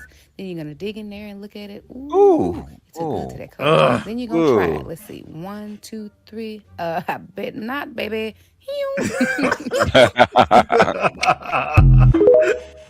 That's self-torture. That's why I had to, I'm sorry for my family that's listening to me in Mississippi. No way. I'm sorry. No slave food today. I'm not, man. Oh man, it's hard, man. Everything out there got pig in it. Everything damn near. You got to go to Walmart to eat healthy. That's sad. You out in the country, you got fried beaver shit. Like goddamn bear paw. Like goddamn shit that you're not supposed to eat. Black folks can cook anything. They've proven that. And they say they cook with love. And lard. Love and lard. Like goddamn. Like boy, you better be thankful your ancestors lived off of dried, sun-dried shoe leather. Yep. Nigga, can you stop eating like a slave? And that's why your life expectancy is 25? Shit. God damn. Yeah, but I'm gonna try to visit my folks in Detroit and in Chicago. I've been invited, so I might go out there. Hey, remind me when you do. Remind me when you do. I'll mail you my level 4 vest. Yeah. KFC uses soybean oil in its when it fries. That's probably why you're swelling. Yeah, that stuff, boy. I never forget that. I was like, yeah, because I was big on those barbecue wings. I used to eat the heck out of those. And then when they made them spicy, it was a wrap. Yeah. That's why I stopped. I learned that when I was because I like to go to Wingstop. And every time I would eat Wingstop, my feet would swell. Really? I said, okay, well, so you start looking at the chemist train. So start looking at the ingredients, right? And I said, okay, what? So other things are peanut butter also made my feet swell. I said, what's going on between these two things, right? It was the soybean oil, okay, and how they make the soybean oil. They put nickel in it. They coalesce it with nickel. So that means you couldn't do Golden Bird either, huh? I was never fond of Golden Bird. Can they advertise that they use peanut oil? Yeah, I probably couldn't. And then somebody asked down here, he must be out here. Clark Goody. Mm-hmm. Yeah, because that's Pioneer Chicken. That's out here. Yeah, I haven't been a Pioneer Chicken in a long time, man. I miss Jesus it. Christ. I miss it. I mean, Pioneer, that crust or the skin or whatever, it was pretty yeah, nice. It's hard it as was all hell. right. Yeah. But what's similar to Pioneer? Was it Jim Dandy? Probably Jim Dandy, yeah. Yeah, they got two, but one is in East LA and the other one is in Bell. Pioneer Chicken, my goodness. The fish too. They had the fish that had it. Man, that was nice. Fish and chips. Now it's But I should have a cheat day in that, but I don't feel like driving all the way there just for some damn chicken. No. You know. Shit, even Roscoe's is not even worth the drive anymore. Did they close some? No, it just don't hit the same. The ingredients taste okay. different. Yeah. The waffles taste similar, but the chicken, I don't know what they did to the chicken. Yeah, they're probably using different oils and stuff like that to save money. There's new ownership too. Yeah. Yeah, so I think it's either white owned or Hispanic owned. Oh, yeah, it's probably Hispanic owned. I remember Roscoe's Chicken and Waffles on Sunset and Gower, the first one. Yeah, that's the spot right there. It was a spot back then. Every day you went over. Well, every weekend there was always some celebrities in there. Yeah. The original Roscoe's and the original Fat Burger. Yeah, because wasn't the original one on Main in Manchester? Talking about the original Fat Burger? No, Roscoe's. The original Roscoe's is in Hollywood, Sunset and Gower. That was the first one? That's the first one. Oh, I didn't know that. I thought the one. Yeah, okay. No, the main. They added that one much later. I didn't like going over there. They'd be burning the chicken. So, Maine, they didn't care. Maine and Manchester. You know why they put that Roscoe's there, Maine and Manchester, is because of the post office. The big post office center. They moved that, so that's why they put Roscoe's there. But Roscoe's was in Sunset and Gower, and they opened up one in West LA off of La Cienega, I do believe, and then they added a couple more. But yeah, the original one was actually in Hollywood. Wow. Yeah, you would have been, a little boy. Okay. Yeah, the one in Hollywood. Because you were born in the 70s, right? Yeah. Okay, you might not even been born when they went, because I remember they used to advertise Roscoe's on KJLH back in the early 70s. So now you could tell you might not have even been born. I first started going in the 80s. Yeah. Like probably late 80s, like 89, the late 80s. 80. Yeah, because you were born in the 70s. So I remember them advertising Roscoe's in the like 72, 73, something like that. 71, 72, 73. Well, you should listen to it. So that's the original one. Boy, that's some nigga chicken naming right there, Roscoe's. Oh yeah. That was, man, I'm telling you. Like only black name you could get for a chicken shack is like Rufus. And it was reasonable. The price was reasonable at the time. Yeah, like curled or something. Yeah. Roscoe's used to be an upscale black restaurant in Hollywood. So yeah, it was Roscoe. I always got the Skull Special. The Skull Special. Like we make our collard greens in the best bathtubs. And then later on, I got it to where it had the smothered gravy. Okay. Everybody wanted. Every time I ordered it, what's that? I get what he got. That one, and then the other. I got people like trying to get the buckwheat waffles too. It's like they thought it was chocolate. Oh, okay. They said, well, they got chocolate now. I said, no, that's buckwheat. It breaks down better. Yeah, it got more fiber. Yeah. But the other one is kind of gooey, but that's shit. Gooey's good. That's what makes them hit. With the cane syrup, yeah. Bruh, I always kept mine separate. Yeah, I didn't like cane syrup everything together. So, You didn't like the chicken and the waffles together? Not on the same plate. Oh no, Okay. I didn't like that. King syrup, good God. Mm-hmm. King syrup can liberate your car. That's some syrup right there, boy. That shit. Yeah, that's Southern syrup, man. Cane syrup. Well, that's thicker than goddamn. And he warmed it up. It was And they warm. heated it up. It was warm. Yeah, they heated it up. Yeah. That shit was thicker, man. You better have a good 5 minutes to wait for that syrup to come down. Yeah. Roscoe's really upscale when it's in Hollywood, and then they moved to the West LA, and then by the time it got to be to the airport and to Maine, it was hood. Yeah, and then they got it in Long Beach where it's a little bit more upscale, and they had a jazz. Yeah. I talked to the guy. I met the guy that opened up that Roscoe's in Long Beach. It was Long Beach, right? I do believe. Yeah, Long Beach. Long Beach, right? And he had jazz on Sunday. You barely saw any black people in there. I was like, okay, so this is where we don't go. I mean, it doesn't appeal to us. I guess I'm not sure, but I was surprised. But I was because I actually at my mentor's thing, right? And I was seated with a bunch of people. And he's one of those guys that actually owned that spot because he was telling me about the jazz on Sunday. Jazz and Roscoe, drink that a bit. we knows people. We knows people.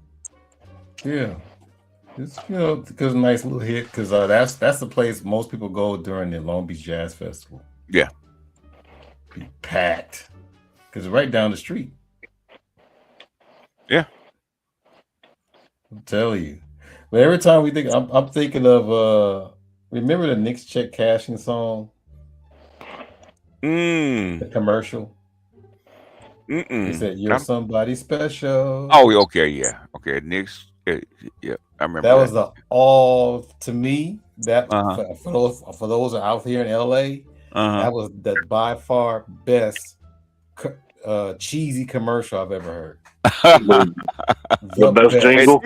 And Knicks cash it was funky somebody too. special. Yeah, I remember. Yeah, they had the bass slapping and everything. Yeah. I'm like, the ladies sound good. I'm like, you could have carried that for another 4 minutes. That would have been a nice little cut. You start seeing like the background singers from the fucking they had from the little shakers emotion in the background. I was like, what? I never forget Goldenberg was like around that same time that the whole commercials and stuff. Black women love Goldenberg, man. They did. I don't know what it was. I wasn't that impressed with Goldenberg. Black women love Goldenberg, man. It's the first place they want to go. Let's go to Goldenberg. I mean, I just wasn't. It's not nothing to remember. To be honest, it's too greasy for me. But black women love that shit, though. I like Louisiana more than Goldenberg. Why do you think it's 300? Why do you think they 300 pounds now? They got one on Western still. It's still there. Yeah, I think was that the original one. I don't know. Because when I was a kid, that's where it was. So I think that's the original one. I think they were actually going to close it down because of the after the riots in '92. Oh man. I gotta ask this question. Here we go. Let me duck. No, I'm joking. Why are they so big? The additives in the food, and they can't stop eating. Are they addicted to food? Do we have a food epidemic for black women?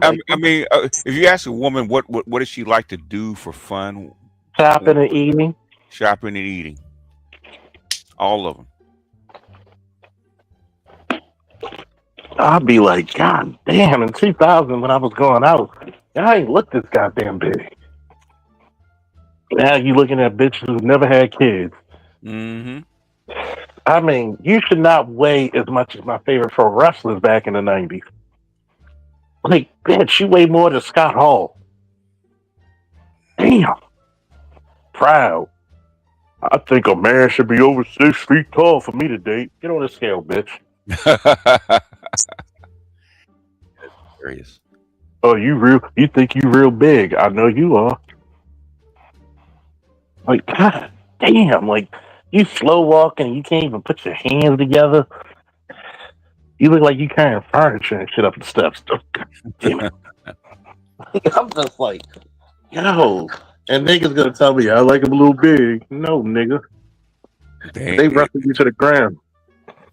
Because big equals cheap. Yeah. You know, it's funny, right? Mm-hmm. It was some of the people from tonight's conversation. This fine ass chick with the afro Uh-huh. looked like 70s Wonder Woman. I mean, she was built like the Great Wall of China. Okay. Curves. She said it best. When it comes to relationships, she says big women are for broke men. And you know this one chick got upset. She said, well, you think because a woman is shape, that means she can't be an ass. No, she says that she takes care of herself better than most chicks. And then she was so upset with this chick because she was like, well, what's she trying to say? That all these women in shape, yeah, they can have better ass, they can have better attitudes, they can have better outcomes. Mm-hmm. You should just base everything about people weight. Well, what about when you base shit on people on niggas' heights? She was upset. I was like, damn. Everybody act like nobody sees this. You go on dating apps and you see all these chicks. Faces look like those. You remember the fans you put in the window? The Yeah. fans you put in the Yeah. window. Oh yeah. Yeah. Those fans in the window. Yeah. That's how their faces look to me. Big and, You're right. big and squared, and I'm like, damn, black women, you Black woman. well. I mean, you Let me shouldn't ask. have it. Go ahead. I'm sorry. Oh, go ahead. You still on? You still on? I'm just saying, you should not invite a chick over your house, and she in the bathroom for so goddamn long that it felt like you invited El Bundy there, like she taking a dump. Mm-hmm. You know, it used to be a thing. A bitch will hold her shit for like 3 days when she over your house, and let all that stuff out when she over her house. Not these chicks. I need to go to use your bathroom. You got any toilet paper and washcloths? You better have some goddamn Dubs, at least some Irish Spring. Some so what do you call it? Some Lysol. Shoot. Well, you need some Lysol and one spray. I was going to ask on the whole the Pan-Africanism / pro-black / conscious community stuff in the 70s and 80s. Mm-hmm. Because I think there's a lot of stuff that people kind of overlook, like accomplishments, things that people have done, different ideals, innovative type things. Mm-hmm. Because when you hear young folks talk, they act like none of this stuff existed. Mm-hmm. I'm trying to figure out, in a way, like where did it go? Did people just die? Where did it go? As far as because it was strong, that the innovation of that time was very strong. I mean, a lot of people were really active. A lot of people were really coming up with different things, meeting, networking. And I'm young enough to remember because it's very impactful. Mm-hmm. And definitely it was highly visible in Black academia. I mean, shout out to Dr. T. So I'm just trying to figure out, like, where did all that go? What do you notice? They started giving Black people what they liked, and they went to sleep. Okay, I can move to the suburbs. I can move next to white people. I can get a job. It's called redress of grievances. So they went to sleep, and then the crack era hit, and it's about having money and having a good time. So, you know, so it's a multitude of things. The educational system, all kinds of stuff. So, because as long as they were beating you down and torturing you, burning up your cities, hanging you, of course you had something to actually rally around. Most of this stuff stopped, and they gave you jobs. You can work next to white people and live next to white people. Most of that stuff stopped. You had nothing to argue about for the most part. So that Dang. it start to ebb away. Yeah, that was kind of deep because I was, when you should see old footages, old footage, and then you got Tony Brown journals I mean, all kinds of stuff Yeah, that Tony Brown Jr. is a holdover of the '60s. yeah, because during the civil rights era. Yeah, he took that all the way to the '90s, right? yeah, until he died. Yeah, but you got to remember that those were the '60s. That was a civil rights generation. That was the I think Tony Brown was the last of the silent generation. So the Martin Luther King type folks. Yeah. Mm-hmm. Yeah, but the Kerner Commission, because me and Charles and Art of Whitmore went over the Kerner Commission, and 90% of what's in that book they implemented. And once that happened, okay, you started to see civil rights start to break apart. There wasn't. There You weren't. hit everybody's grievances. It was just everybody's grievances. All the stuff, cops, laws, jobs, home loans, all kinds of stuff, right? Mm-hmm. I think you also took away, in a serious moment. I think how can I say it? It's like they have a term in pro wrestling. It's the chase. Mm-hmm. Once you took away the chase, there's no thrill anymore. There's no action. There's no need to pursue. Yeah. It's like, for you wrestling fans of the '90s, you enjoyed Steve Austin. Mm-hmm. So go Steve Austin chasing the title than actually being a champion. So it's the same thing with civil rights. Is that I know? Come to find out, me and Art were at the Million Man March. Mm-hmm. That's simultaneously didn't know each other from a can of paint. I was in 8th grade. He was probably in college or just graduated. Mm-hmm. And if anybody was there, it was more than 1 million motherfuckers. By the way, yeah. Okay. No, don't ever let them diminish that. That was a lot of brotherhood and solidarity. What happens is that we think that everything is okie dory. That's why you have, unfortunately, a Nolan Wells. Okay. Yeah. Because you never had. Everybody knows the talk, and you, myself, and Art all had to give this talk and receive this talk. And I said it's a lot different when either you got brothers who don't have children, or you have brothers who just have daughters. There's some things you have to tell your son that your daughters will never go through. Mm-hmm. And when you took away that fatherly aspect of order and duty, you took away a lot of the heart of the civil rights movement. That's why it was so easily commandeered afterwards. That's why you could have a BLM and have 3 fucking lesbians, all 3 married to white women. They purposely took Gen X, okay, and gave them feminist teachers. Okay, the whole female took over the whole education system and taught them how to be feminist. So what you get on the other side, you're going to get a lot of diminished men. You're going to get a lot of diminished. You're going to get a lot of diminished men. Mm-hmm. And you're going to get a lot of fight taken. That was the reason why they gave the feminist schools, to diminish the will of the men. Yeah, of course. It's because the men overturned societies, and the boomers were actually going to overturn the society, and they knew it. So they took the power away from the males and gave it to the females. Mm-hmm.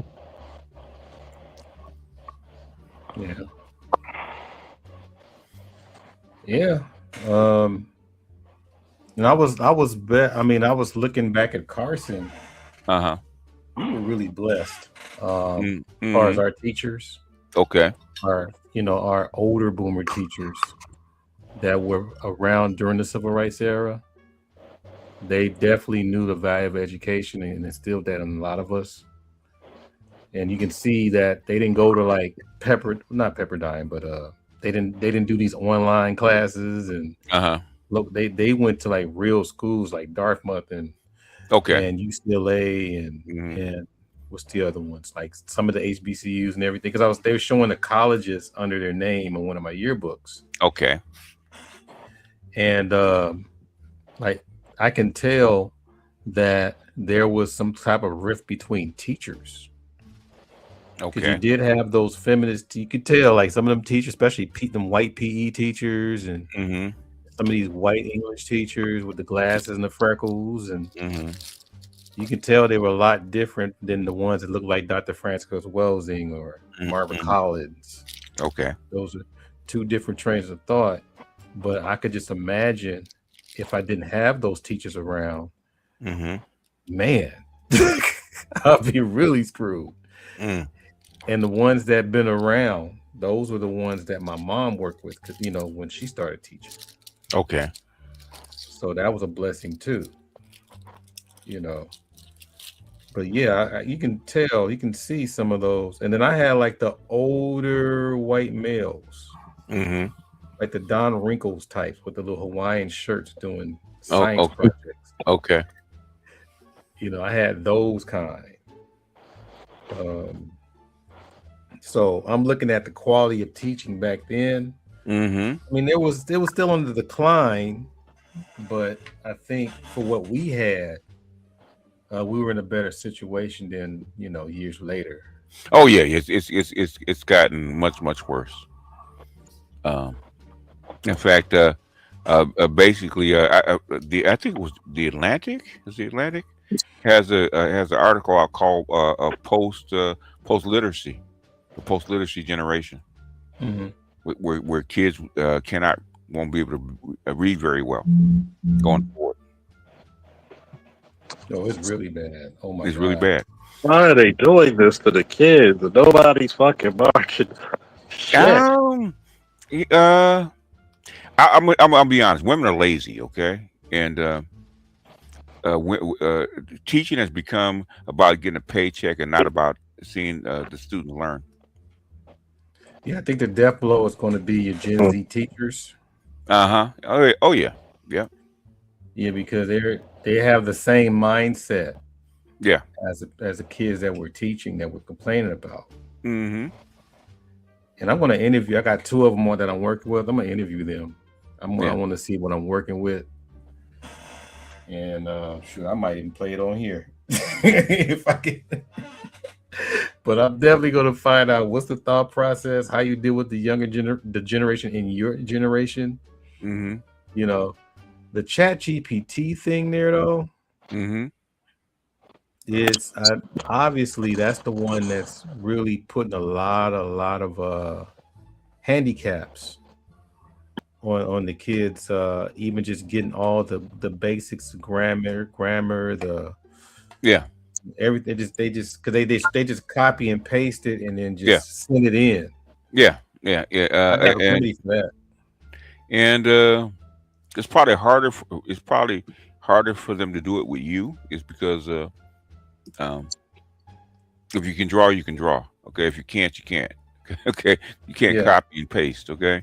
But they're having a hell of a time even in places like Harvard and Yale, man, Ivy League schools with the same stuff, trying to detect these kids cheating or using AI. Yeah, I'm going old school this year. Oh, really? Going at the handwrite. Oh yeah.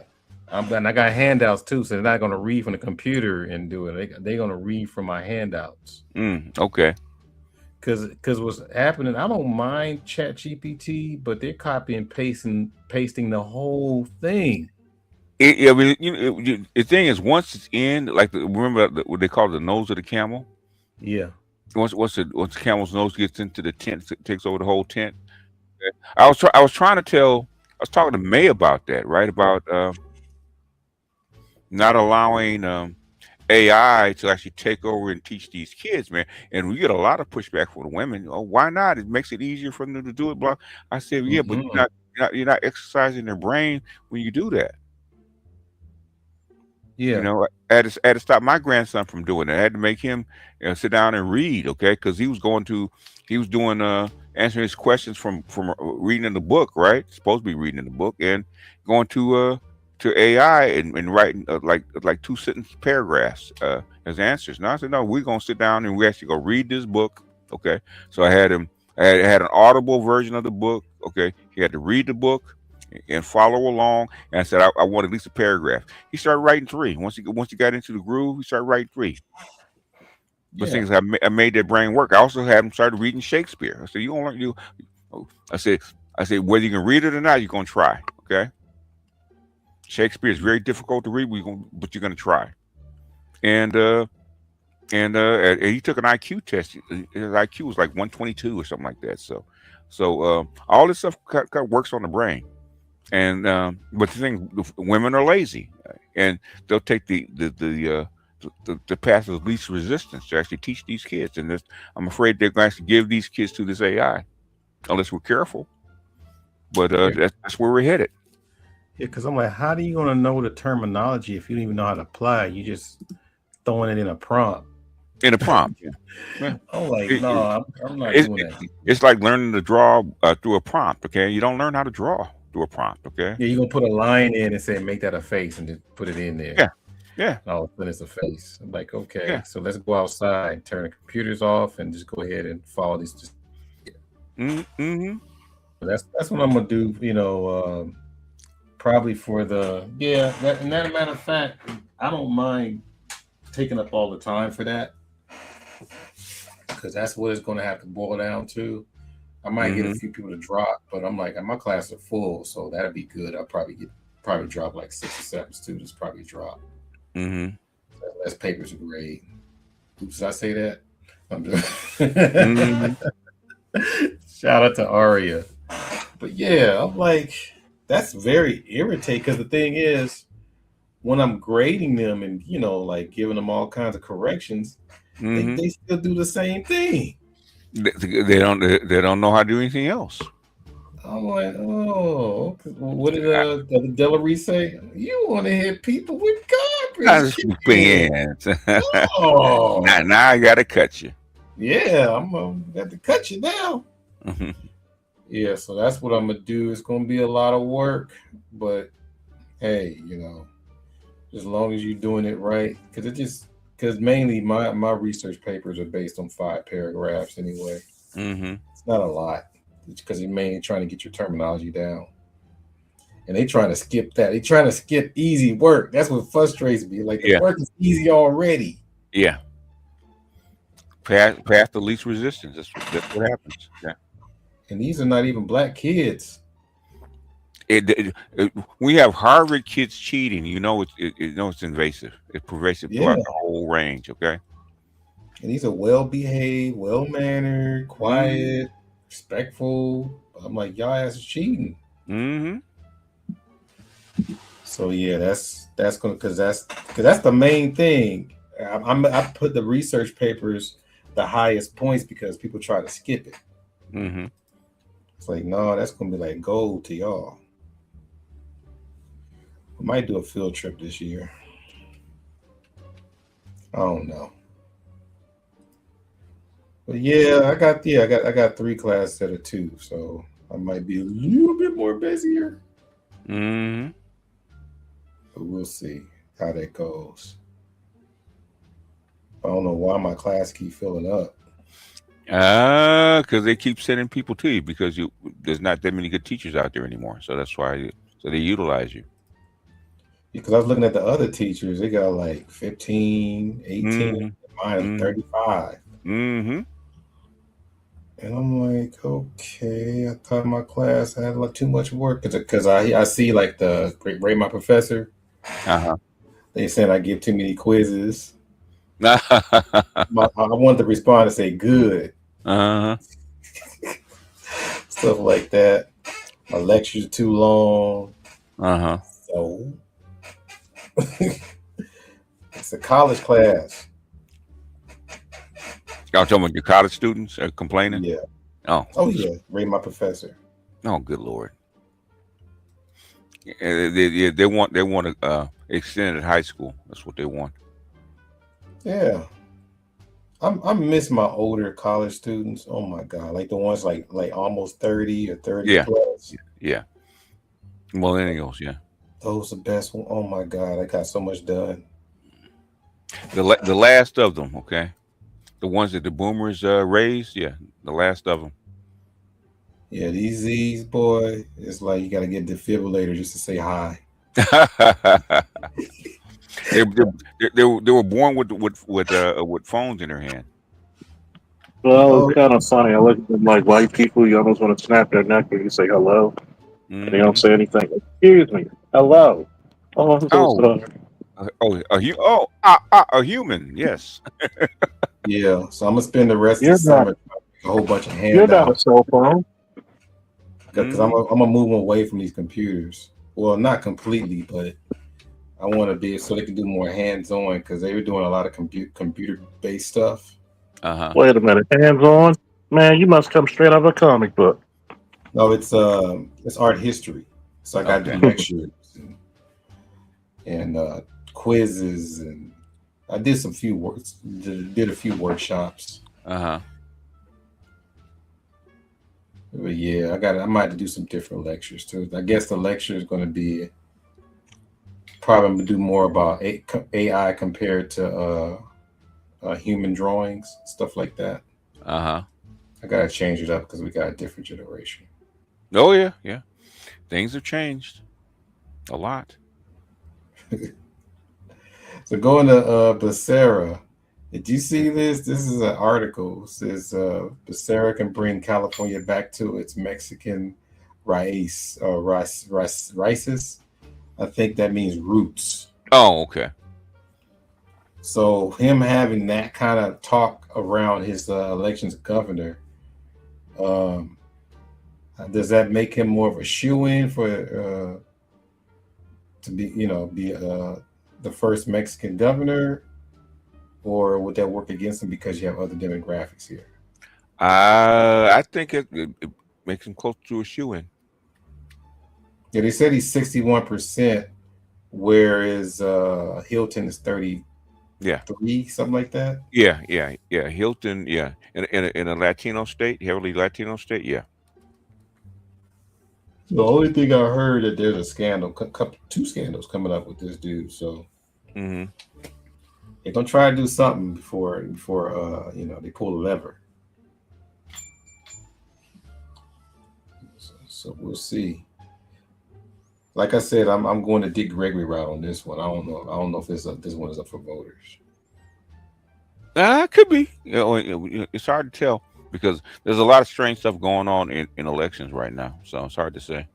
Because Cuomo, matter of fact, it's right here.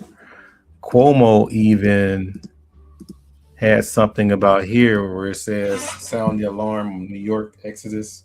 Don't chase people out to southern states." So I think he was mainly going towards the people that got the money, the corporations, and all that. So I have a feeling. Just this my feelers. I just have a feeling that the powers that be that we haven't met or saw on TV or whatever. I think there's workings in the background trying to get the corporations to stay or even come back. And I'm not sure how they're going to do that with the Democratic leadership. The thing is, it comes down to money. Okay, Yeah. can you afford to live here? Can you afford to be here? If you can't, you can. If you can't, you can't. Democrat or Republican, it doesn't matter. Because they were out for blood after that whole fire and all that stuff, the donors and all that. So we'll see. I don't know why they're out. I don't know why they're out for blood. Basically, they didn't want to pay taxes to actually have that stuff cleaned up. So it was Hollywood. That's what it was. Hollywood. Okay. Something about Hollywood and being upset with the leadership that's in office right now. Oh yeah. Somebody's got to get the blame, right? Yeah. So. But after the fires, they stopped protesting them. Those folks going up there and cleaning up those shrubs around the area. All of a sudden, they stopped. Yeah, something's brewing. I just can't. I don't see anything. That's the only thing. I don't see too many clues. Just a few. Like sometimes I'm paying more close attention to Bill Maher. Bill Maher. Why Bill Maher? Because basically, when he started talking, it's almost like he got his foot to. I mean, his Thumb, ear to the ground. ear to the ground. Yeah. Well, yeah. He's in he's in those circles, so I'm sure he'll go. Exactly. Yeah. Because you remember he was liberal for a minute, and then he went to the. I don't know if he went to the right, but he was a Bush supporter. Later. A Bush supporter. Later, yeah, the second half. Okay. After the bombing. Oh, after 9/11, yeah. I think he's still a moderate. I think he's still he's a Bill Clinton moderate. Yeah. That's what I get from him. He's not a liberal, but he's a moderate. Because he said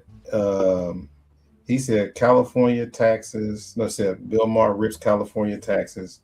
Says state takes bigger cuts than a skeezy drug dealer. Drug dealer. Yeah, and I think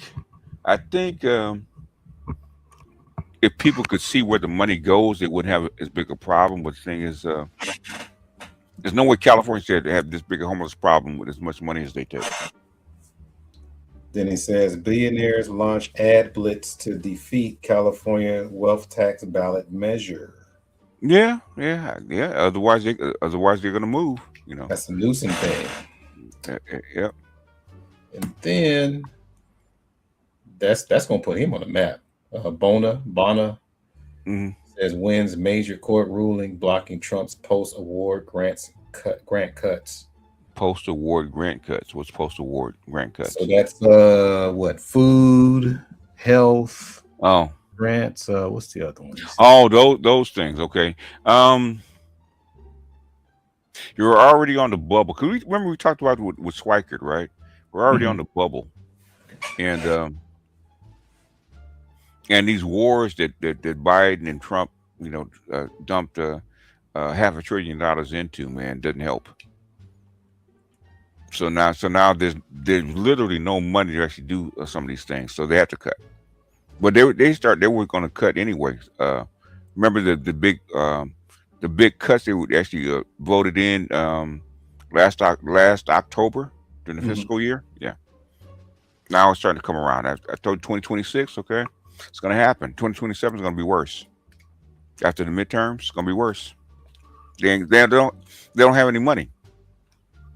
So this is probably going to help him, even if they don't get them that much out of this victory. It's probably going to help him run for office, higher office. Yeah, well, yeah, probably will. Probably will, because people are going to start turning to more socialist leaning politicians. And this one here says Bill Maher says he could get behind T.J. Vance for president in 2028 as he rejects the Democratic Party over new level of nutty. Oh, that says a lot. That actually says a lot. I still don't know what the Democrats even stand for in 2028. Orange man bad. Men are women, women are men, and we don't know. I don't, because I even keep asking the Blue No Matter Who crew. Okay, what do they actually stand for? I've actually said that for a lot of people, and I said, I get it. You don't want to be a Republican. Not asking you to be one. But please tell me why you want to be a Democrat. Yep. I you know me. I don't particularly care who wins or loses. Okay, my thing is just do your job. Like Trump, I'm disappointed in. Dude, all you have to do is not start the war.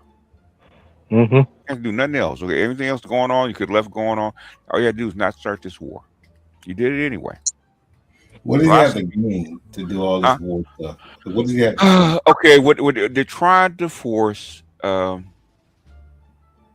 everybody back onto the dollar. Okay, if they could actually defeat Iran and put Russia in a box, they can actually force China to back off and start buying American bonds again, and force everybody back onto the dollar, and reset what Biden broke. That's what he's been trying to do. His whole 2 years he's been in. He's trying to do a reset of what Biden broke. But the thing is, basically you don't have the cars to actually do that. So he thought Iran was easy pickings according to the Israelis, and they weren't. So now you're stuck. So now you're gonna slide even faster. So now, but the thing is, got to come out. It's got to come from somewhere. We were already at max as far as the deficit, right? I think it was 38 trillion. Okay, it's slated to be like 40 the next time around. I think it's hovering at 39 right now, so it's slated to be about 40. You're out of money, so you're gonna have to cut.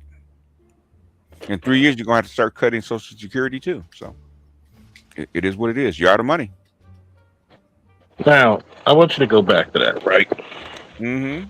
When you're cutting Social Security, mm-hmm, and everything about that, mm-hmm, is it known to most women, especially black women, that your best bet is actually having a man to survive?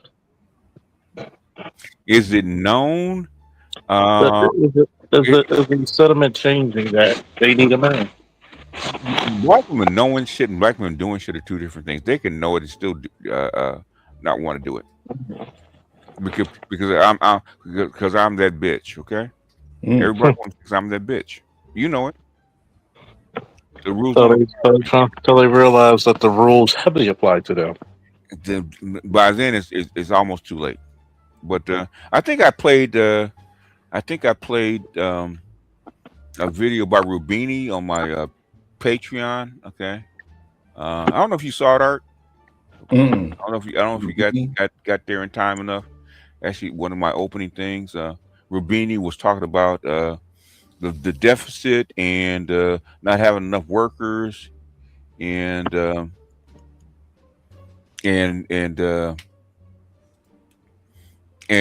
automation. How you're gonna have even less workers? You probably have to start looking to actually put people on UBI because there won't be any retirement left. So no jobs, no retirement, and no really almost no welfare. So they're gonna have to make some decisions. I'll see if I can find it. That's yesterday. I think it was Sunday when I actually Sorcerer. Huh? So what? I'm just like this. It's gonna be some sorcery in the making, huh? WEF has been trying to figure out how they're actually going to implement the UBI for the last 15 years. They still can't figure it out. So it be what it be.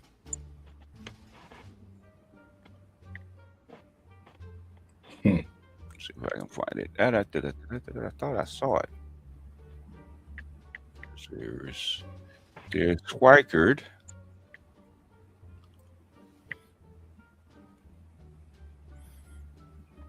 But at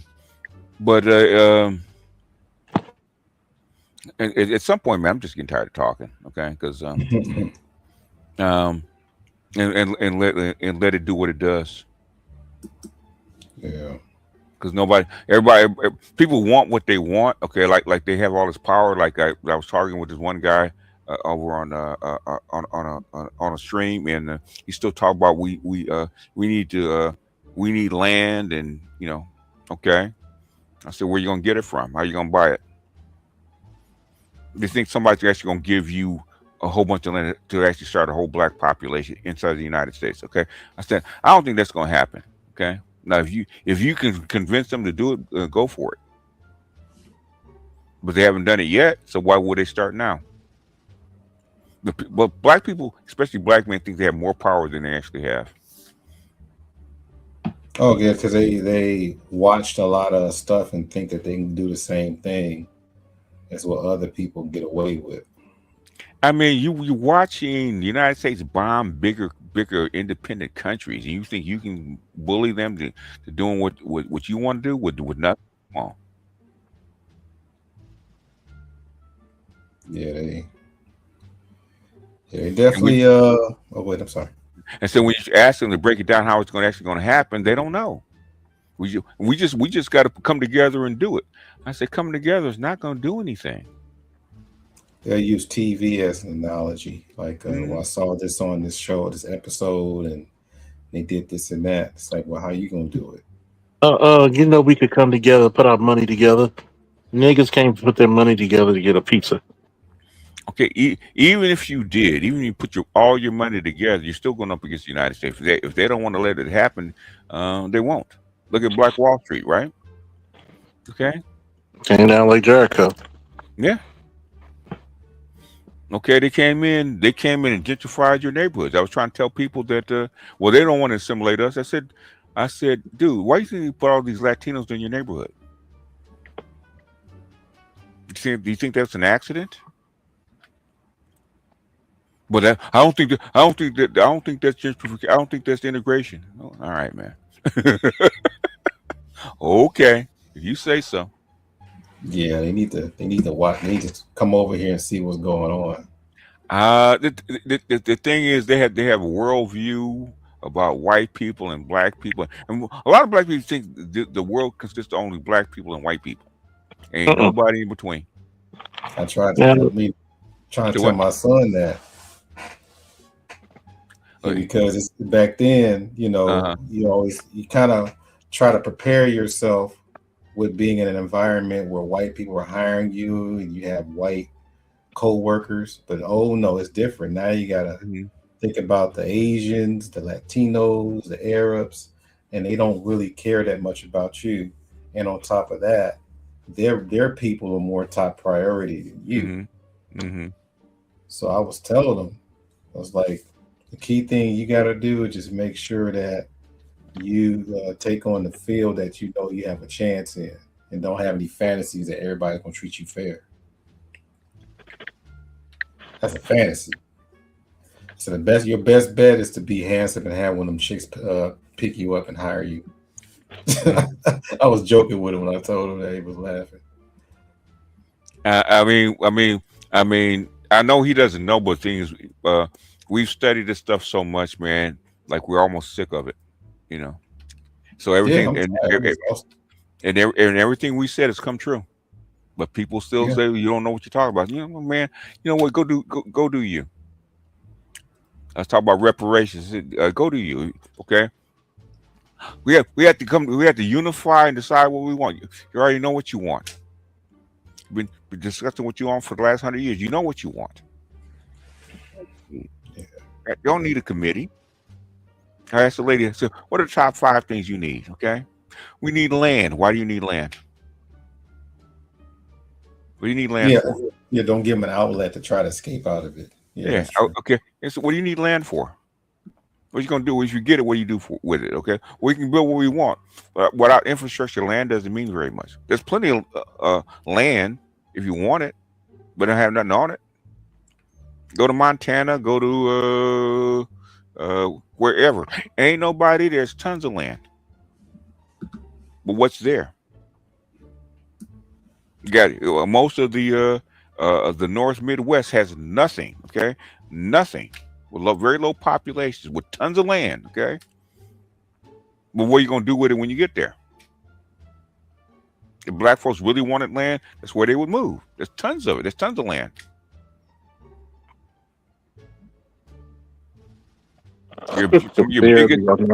Some of your biggest states have a very low populations. Okay, you have people. A state like Montana that's has less population than the city of LA. I mean, look at Mississippi. Oh, yeah. So much the land there is not even. I mean, Mississippi has land, but thing is, you have in the Northwest, you got empty states. There's nothing there. Okay? Like both Dakotas. Like the Dakotas, like Montana, all kind of places like that there's nothing there. Okay. But how do you make a living in that area? Black people, like most people, don't love change. Yeah. So it says you need land, you need jobs, you need infrastructure, you need farms. So what do you need a farm for? There are plenty of black farmers. What do you need a farm for? Yeah. You can actually go anywhere on the planet and farm. I said, well, what do you need? You need, but you got $1 trillion behind you. Guess what you can get? A ton of farms and equipment and other stuff with things. What do you do with the farm once you get it? People don't think like that because, but if you have leverage, you can actually start making deals. That's what I was trying to get them to see. Your leverage is probably more important. Go ahead and pull it up, Art. This is Rubini. Okay. I don't know if you saw this or not, but I know I played it on Sunday at the beginning. Is getting in the way of everyone's best laid plans. You look at price increases in elderly healthcare, for instance, home healthcare, because of immigration curbs, it's far outstripping the rise in college tuition. You can see there, although of course the absolute costs of each is comparing apples with oranges.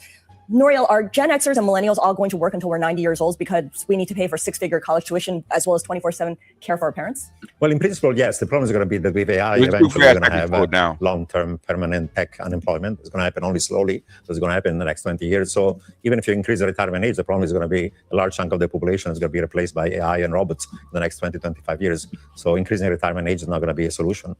It's true that with higher potential growth, debt ratio tend to fall because it's debt to GDP. So our fiscal condition is not as bad as it would be in a situation where growth is lower. Right. But at some point, we have to do something. But eventually, we need some form of universal basic income for everybody while they work and once they retire. And we're already on the way to that. Yeah. Yeah, I think there was a longer piece. I wanted to play the longer piece. I couldn't find it. But, yeah. You're already on the way.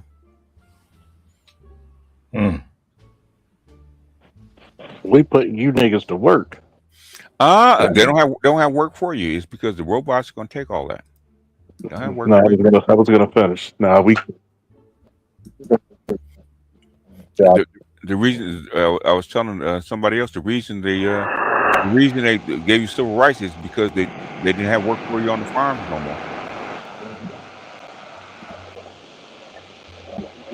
Forget that it wasn't because of their benevolence. And it wasn't because of their benevolence. In fact, civil rights actually started before the 50s. It actually started with Eisenhower and the armed forces in 45. Yeah, in the 40s. Yeah. Around 47. When he came back home and saw those soldiers hanging in the damn trees in their uniforms. Really, what it was, that's part of it. Really, he actually toured the Germany and the death camps. In the concentration camps and death camps. He said, okay, if we don't do something, this is going to be us. Mm-hmm. And then they came back and they were hanging GIs in the uniforms. They said, okay, and they started complaining to Ike. I said, okay, we got to do something. And that's where civil rights actually started. Because Ike brought the troops down to actually start integrating the schools. Okay. Mm-hmm. He brought the armed forces down there to start integrating the schools. Eisenhower did it. You know, the Fabian Socialists decided that well before Dr. King and everybody else. Okay, it was already in motion. What they say, at least he was an honorable man.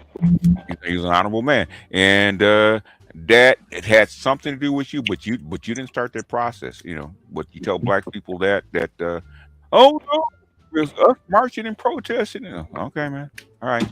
Marching and protesting, they don't really care. You were just a blip on a screen. You're a blip on the screen. Okay, all right. Okay, if that's the way you want what you want to believe, I don't even get rid of that. Getting away with that narrative, man. I'm not here to fight with you.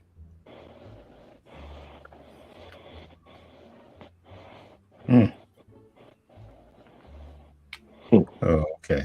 I thought you had something to show. I wanted the longer piece, but which is like 6 minutes, but I can't find it.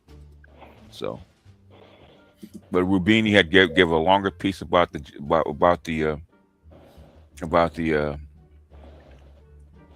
taking away the jobs and AI replacing you.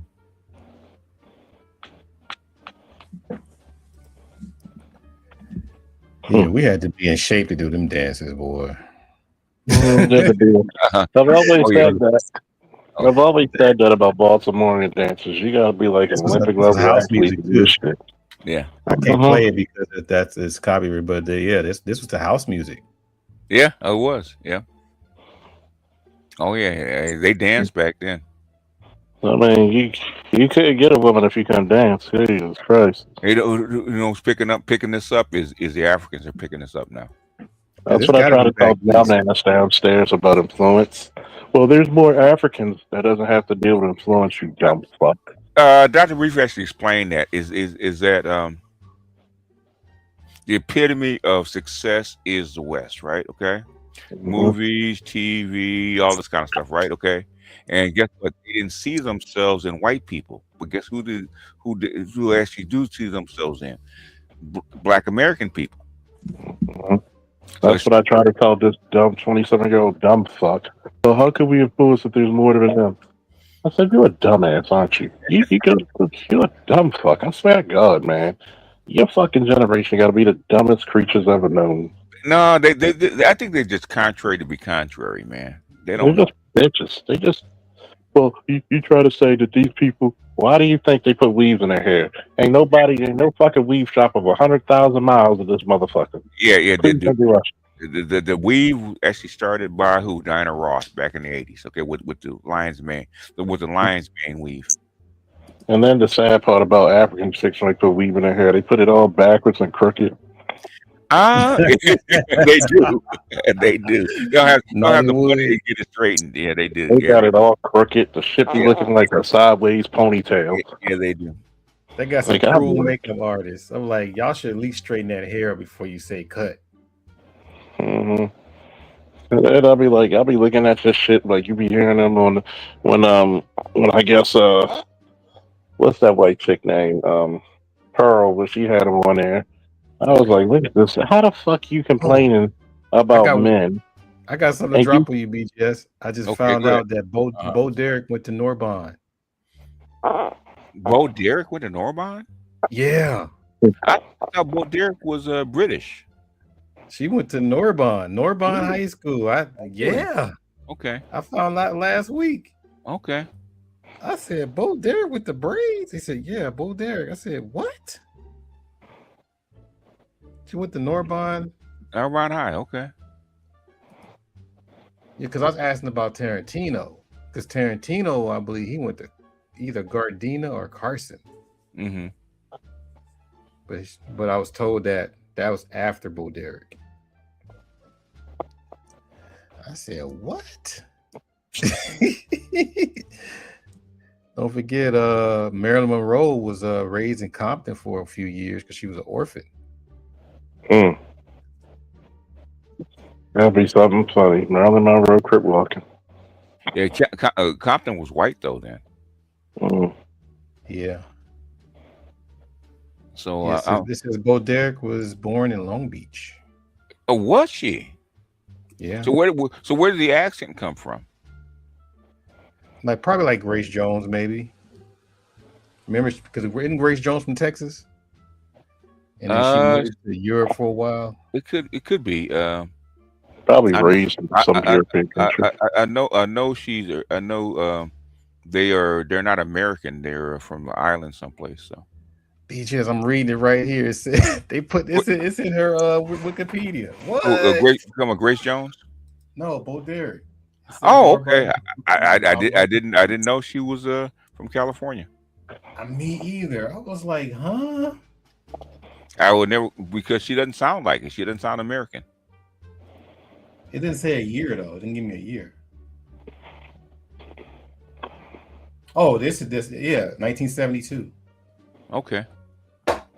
18 years old, 1972. You're born in 56 in Long Beach. Okay. Yeah, that tripped me out. But I think Tarantino had to be in Carson or Gardena. That's what I was really trying to find out. Tarantino sounds black. He sounds like he's around, raised around black people. Quentin Tarantino? Yeah. They said, I don't know about Gwen Stefani.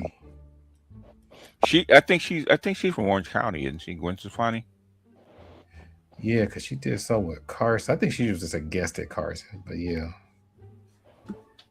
You know, 'cause remember they did a collaboration. Okay. With Carson High. Okay. And I don't know if they. I mean, if she would have went there, I would have been way after me. Gwen Stefani, you would have. If Gwen Stefani went to Carson, you would have known it. Yeah, that's true. Yeah, he grew up in Torrance. And does his school Tarantino. Oh yeah, that makes a lot of sense. Yeah, he kind of acts like it, like he's raised around the area. Yeah, he did. Okay, my bad. He went to Narbonne High School and dropped out. Okay. The guy I was talking to said he didn't go to Narbonne High School. Okay, I don't know about that. Okay. Yeah, because we were just talking about like a South Bay history. Mm-hmm. Like Ozzy Osbourne's guitar, was it Randy Rhoads? Yeah. Guitars. He's from Redondo Beach. I'm like, God damn. Got all this history just sitting around. Man, who was that? Somebody got like grandma's plastic on the couch. Could be. Jeez. Things don't burn in the kitchen. Speaking of that, the dude from Good Times, temporary laid off guy, he passed away, huh? Which one? Oh, they got the singer? Yeah, from Good Times. Okay. Temporary laid off. Good Times. That's the guy from Sanford and Son of 57. I remember Good Times is 50 years ago, man. Jesus. And you know that's the same guy. He sung a part in "You Are the Sunshine of My Life" with Stevie Wonder. I didn't know that. Oh, did he? Okay, I'm not surprised. Yeah, you gotta have a world-class jingle, man. I didn't think Bo Derek was from America. Okay, I thought she was from Great Britain. Okay. Yeah, I didn't think she was local either. Yeah. Do tell. Might have been raised somewhere, had parents. It's like George Bush being born in Compton. Yeah.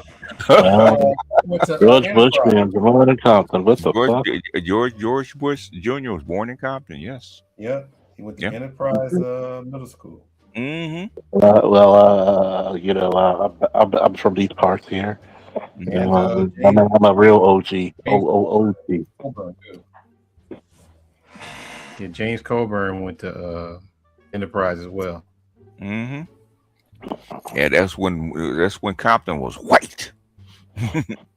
Not just white, but white. Like even the pigeons had proper change. Mm-hmm. The seagulls didn't fly that far, so. Yeah, they ain't gonna have no good spices with their junk.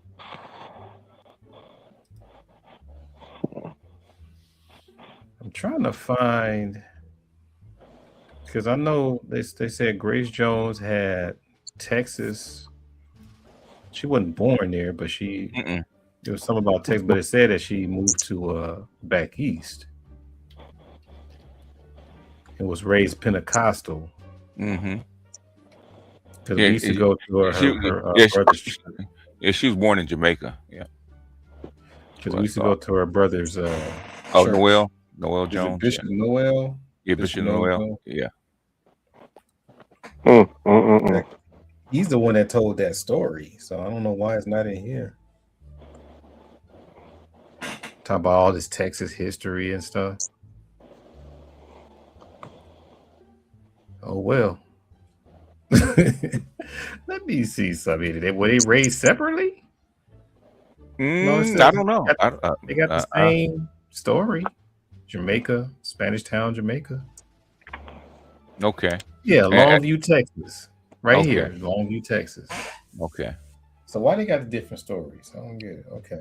It's because she moved to Europe when she was young. When she started being a model. That's the reason why she sounds like that. Yeah. Because he talked about him and his siblings used to fight. in Texas and all this stuff. And how tall was she, or is she? Oh, I don't know. That's a good question. I think it's about 5'8", 5'9", something like that. Boy. Yeah, I don't know. Doesn't say. I'm sorry. I mean, her best role is in Boomerang, so that's my favorite. I'd rather see her in Boomerang than what was the other one, Conan? Conan, yeah, and I think she was also in 007, wasn't she? I think so. Mm-hmm. It was 5'8".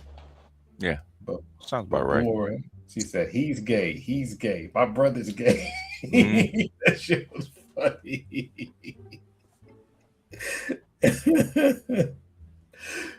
Oh man. I think that she just had a really crazy personality. They say she's a sweet person. Yeah, well, she's a diva. She was a diva, though.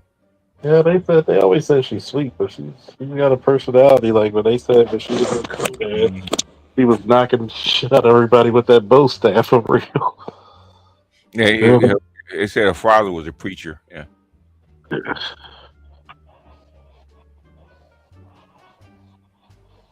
She's 77, right? Yeah, that's about right. Yeah, she was born in 19. What was it? 45? Let me see. 48. 48. Yeah. She's 78 years old. God dang. Mm-hmm. She's had a good life. So crazy life.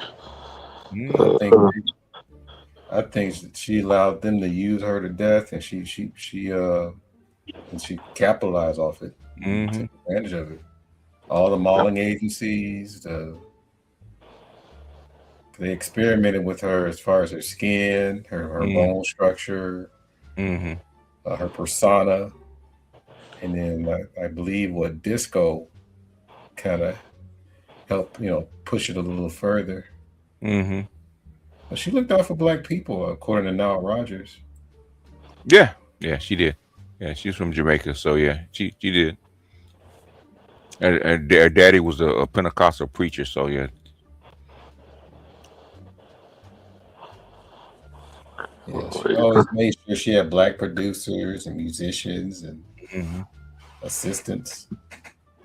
She loved some white men, but she's a white man have power and money. Of course, you love white men. Yeah, love some Dolph Lundgren, boy. Oh yeah, she paid them. Yeah. Yeah, from the Tina Turner. She paid him. Yeah. Didn't he have a twin that she kept too? I don't know. I know she was with him for a minute. It was kind of funny. You went from Conan to He-Man, huh? So she was what you called it. I guess she was that bohemian lifestyle, huh? Well, she had the money to pay for it. Yeah. Hey, at least she was honest about it too. Shit, that's the one thing I noticed about certain women. They will pay for it. Like I've been, especially the 29-year-olds. If you look, I sent you the pictures.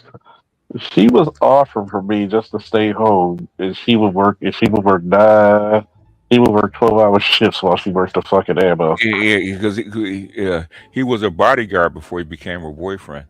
Yeah. If only I could have been so lucky.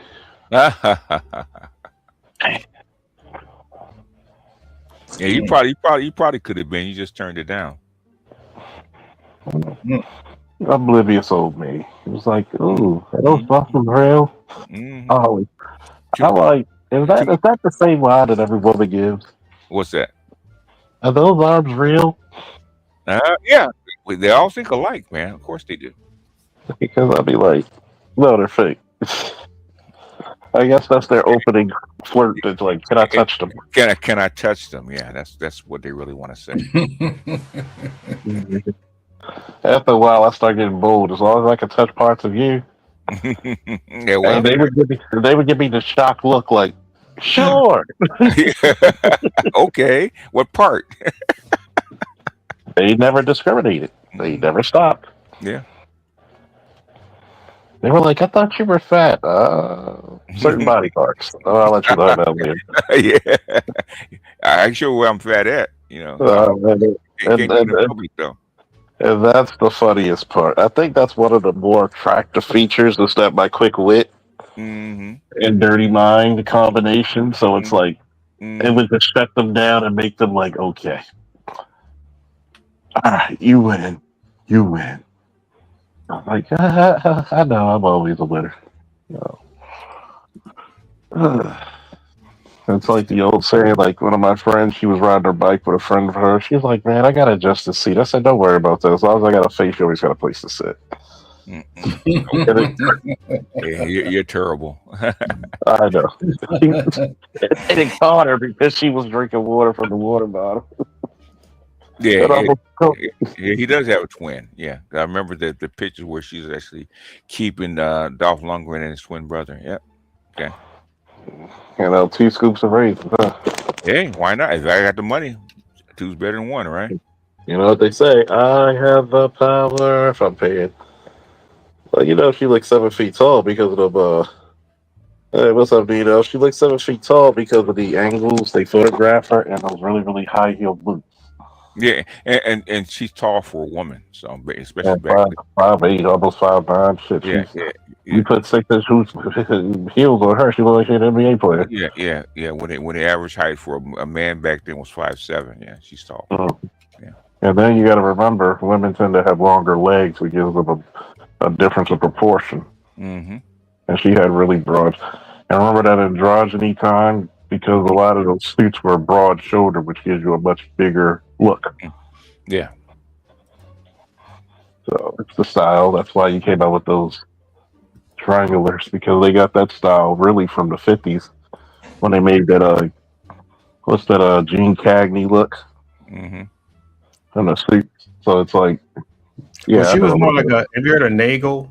That she was more like a Nagel painting. A Nagel. What's Nagel's first name? Remember those paintings from Miami Vice? Oh yeah. You know, it's almost like abstract a little bit, but it's triangular. Yeah. Duran used them. Yeah, that's how they suited her up in both of her her most iconic photographs. Oh my God, I forgot it. I used to remember it because I used to do a lecture on it, but I stopped doing it. Okay. All right. I remember the look. Patrick Nagel, that's his name. Okay. All right, good people. We did her. I'm out. Uh-oh. This is the first time I get to hit the gas. Okay. Hit the what? You didn't hit the smoke. The smoke. Here's the ninja smoke bomb for you. Poof. Okay. Here we go. Poof. There we go. Like a Naruto cat. Your last words, sir. And then Harley. I keep forgetting that this side of the bricks is the drink, be married, smoke weed every day. Don't leave yet. Okay, we got this one here. It says they were cowards. So 75-year-old grandmother shot while handing out baked goods to those in need. Okay, these are YNs. Did they catch the person who shot her? Let me see. You know, back in the day, you would have got caught by the people. Oh yeah, street justice.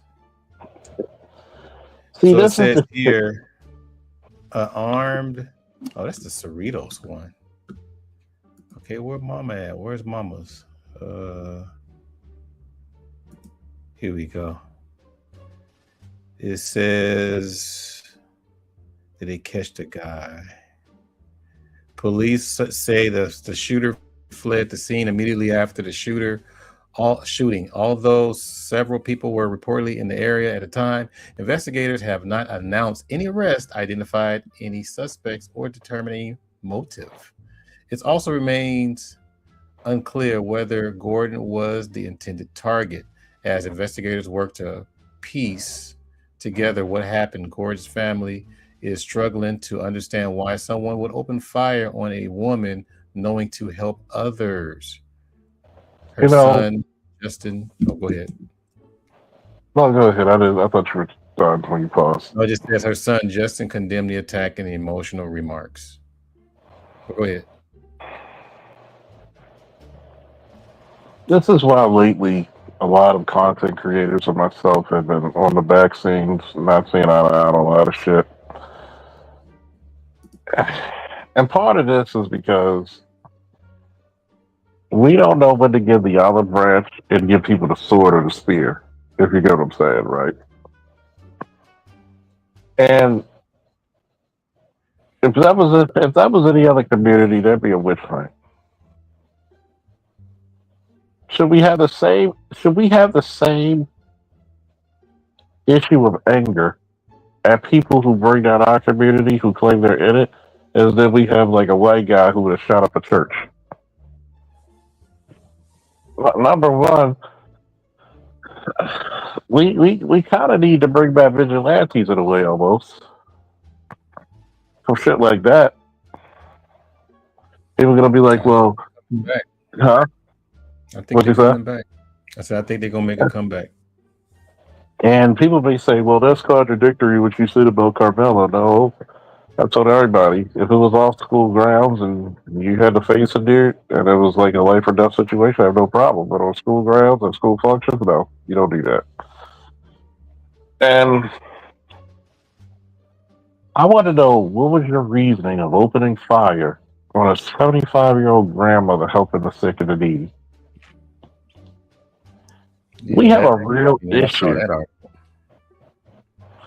And we have a real issue, man, when it comes to dispelling evil out of our community.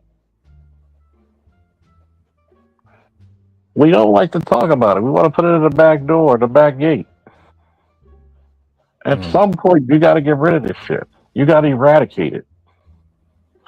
When grandmothers passing out food to the needy are shot, and I don't give a fuck for the reason why she was shot, because guess what? At some point, even the hardest gangster said, "You know what? Too many civilians out. Next time, come back around." Mm-hmm. But because back in the day, criminals dealt with criminals and they settled their own shit. If you killed somebody that wasn't part of the game, you got axed. And it comes back to a misrepresentation of not only the police, the community, and even the criminal. There was a solid agreement that, okay, you stay out of our way, we stay out of yours. There was. Meaning, you did this, but you did it within a few blocks. You didn't uglify and destroy the whole community. Maybe some rundown places that were already ran down or whatever. If people wanted their little hit or whatever, you did it in that area. You didn't do it near school because, drug dealers did that way before y'all had laws about it. You were respectful to the elderly, the hardworking men, the moms. You would actually pay for the groceries of the old ladies. If you were on somebody's steps, you frequently wiped off the steps to get off their steps and help the ladies bring in their laundry or their groceries. What happens is this is what happens when you take away masculine leadership in a community. Because it was always the men that spoke to the drug dealer.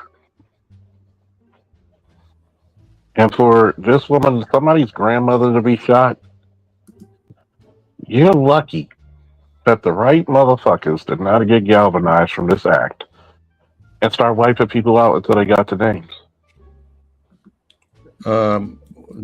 Based on this situation, what kind of description you think this person is as far as taking this woman's life? And she died? Wait a minute. It says here. Oh, shot my hand. Oh, I don't think so. Okay, so it says just shot. She wasn't killed. Yeah, and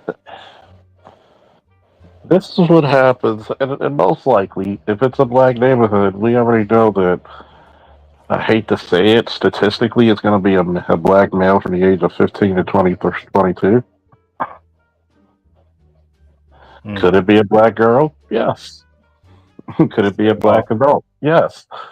But if it's in the black neighborhood, that's the statistics for our crime. Why? I'm hoping that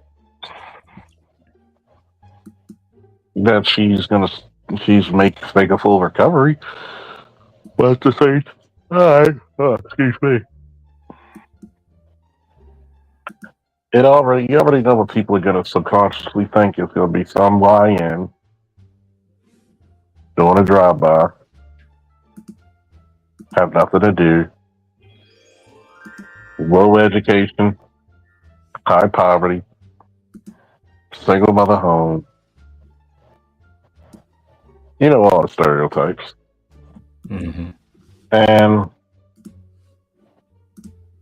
when the kid gets caught, because they will get caught, there's always an excuse made for them. Their father wasn't in their life. They had trouble in school. They got ADHD. They got PBS, public television in the brain, or whatever fucking excuse will make. Nobody will ever say, this is an evil motherfucker. It's like, at some point, when does making a conscious decision reflect on you? Can't blame the culture. Can't blame the environment. Why did you have to do it? Because if you think about logically, it doesn't make a hillbilly sense, does it?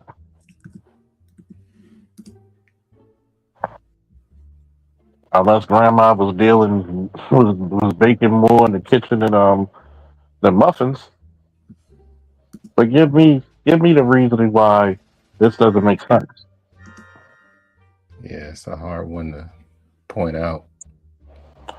But you'll get people when I say there's sometimes we got to talk about the ugliness and the wrong in our community, even if it's black men. That's a hard hustle for anybody to say, well, we got to have, and I'm not saying that that's every situation you got to have compassion. Because every situation dictates. But right now, my heart goes out to the grandmother more than anybody.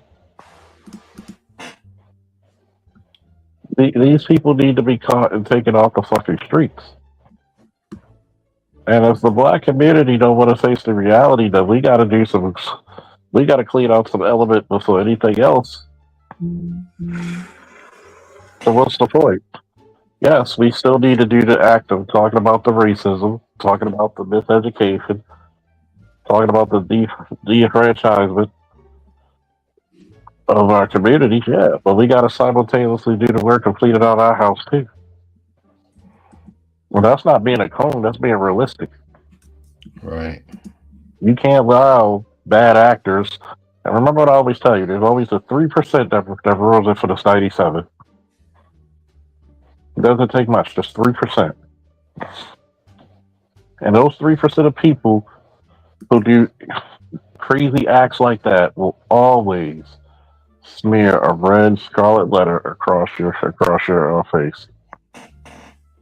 Well, I told you this place was violent. It could be no shootings for 2 months there, but because of who got shot, where they got shot, and what the victim was doing, it's gonna spread like wildfire.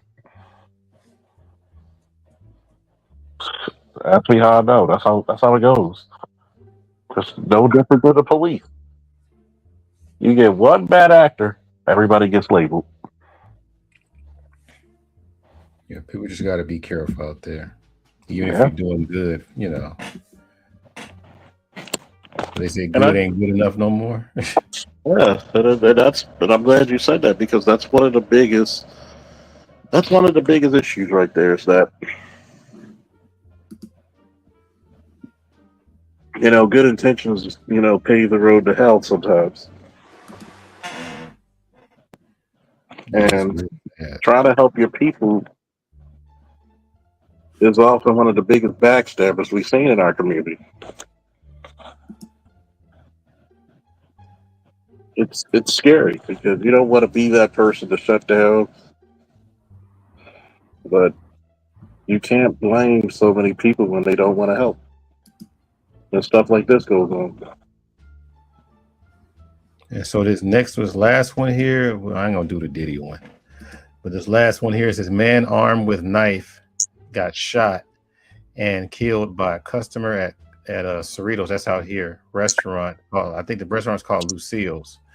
The sheriff department says. So apparently a dude came into the restaurant, was threatening people, and then the civilian put out his blicky and took the dude out.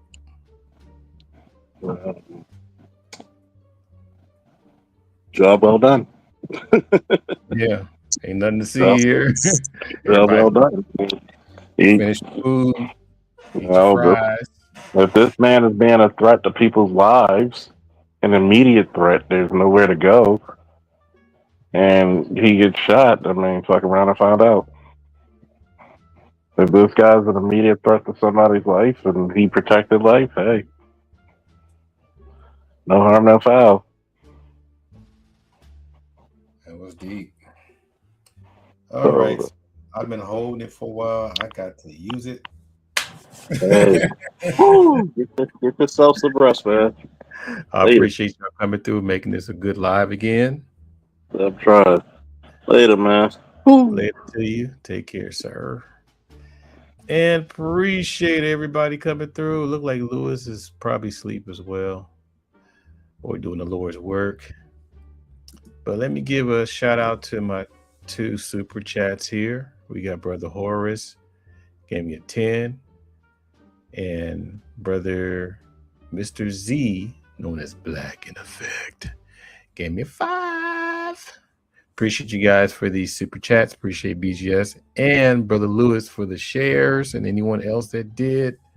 Appreciate getting me the little high numbers. I don't know if YouTube heard me, but yeah, you mess with my algorithms, YouTube. I see what's going on. I'm not a threat. I don't know why y'all mess with me, but we'll see. So anyhow, y'all be safe out there. Really be safe out there. It's some madness going on, man. Okay, let's see. Chaos comes up at the last minute. Oh, I have the powers of my bladder. Yes. You gonna close us out, sir? Brother Chaos, are you gonna close us out?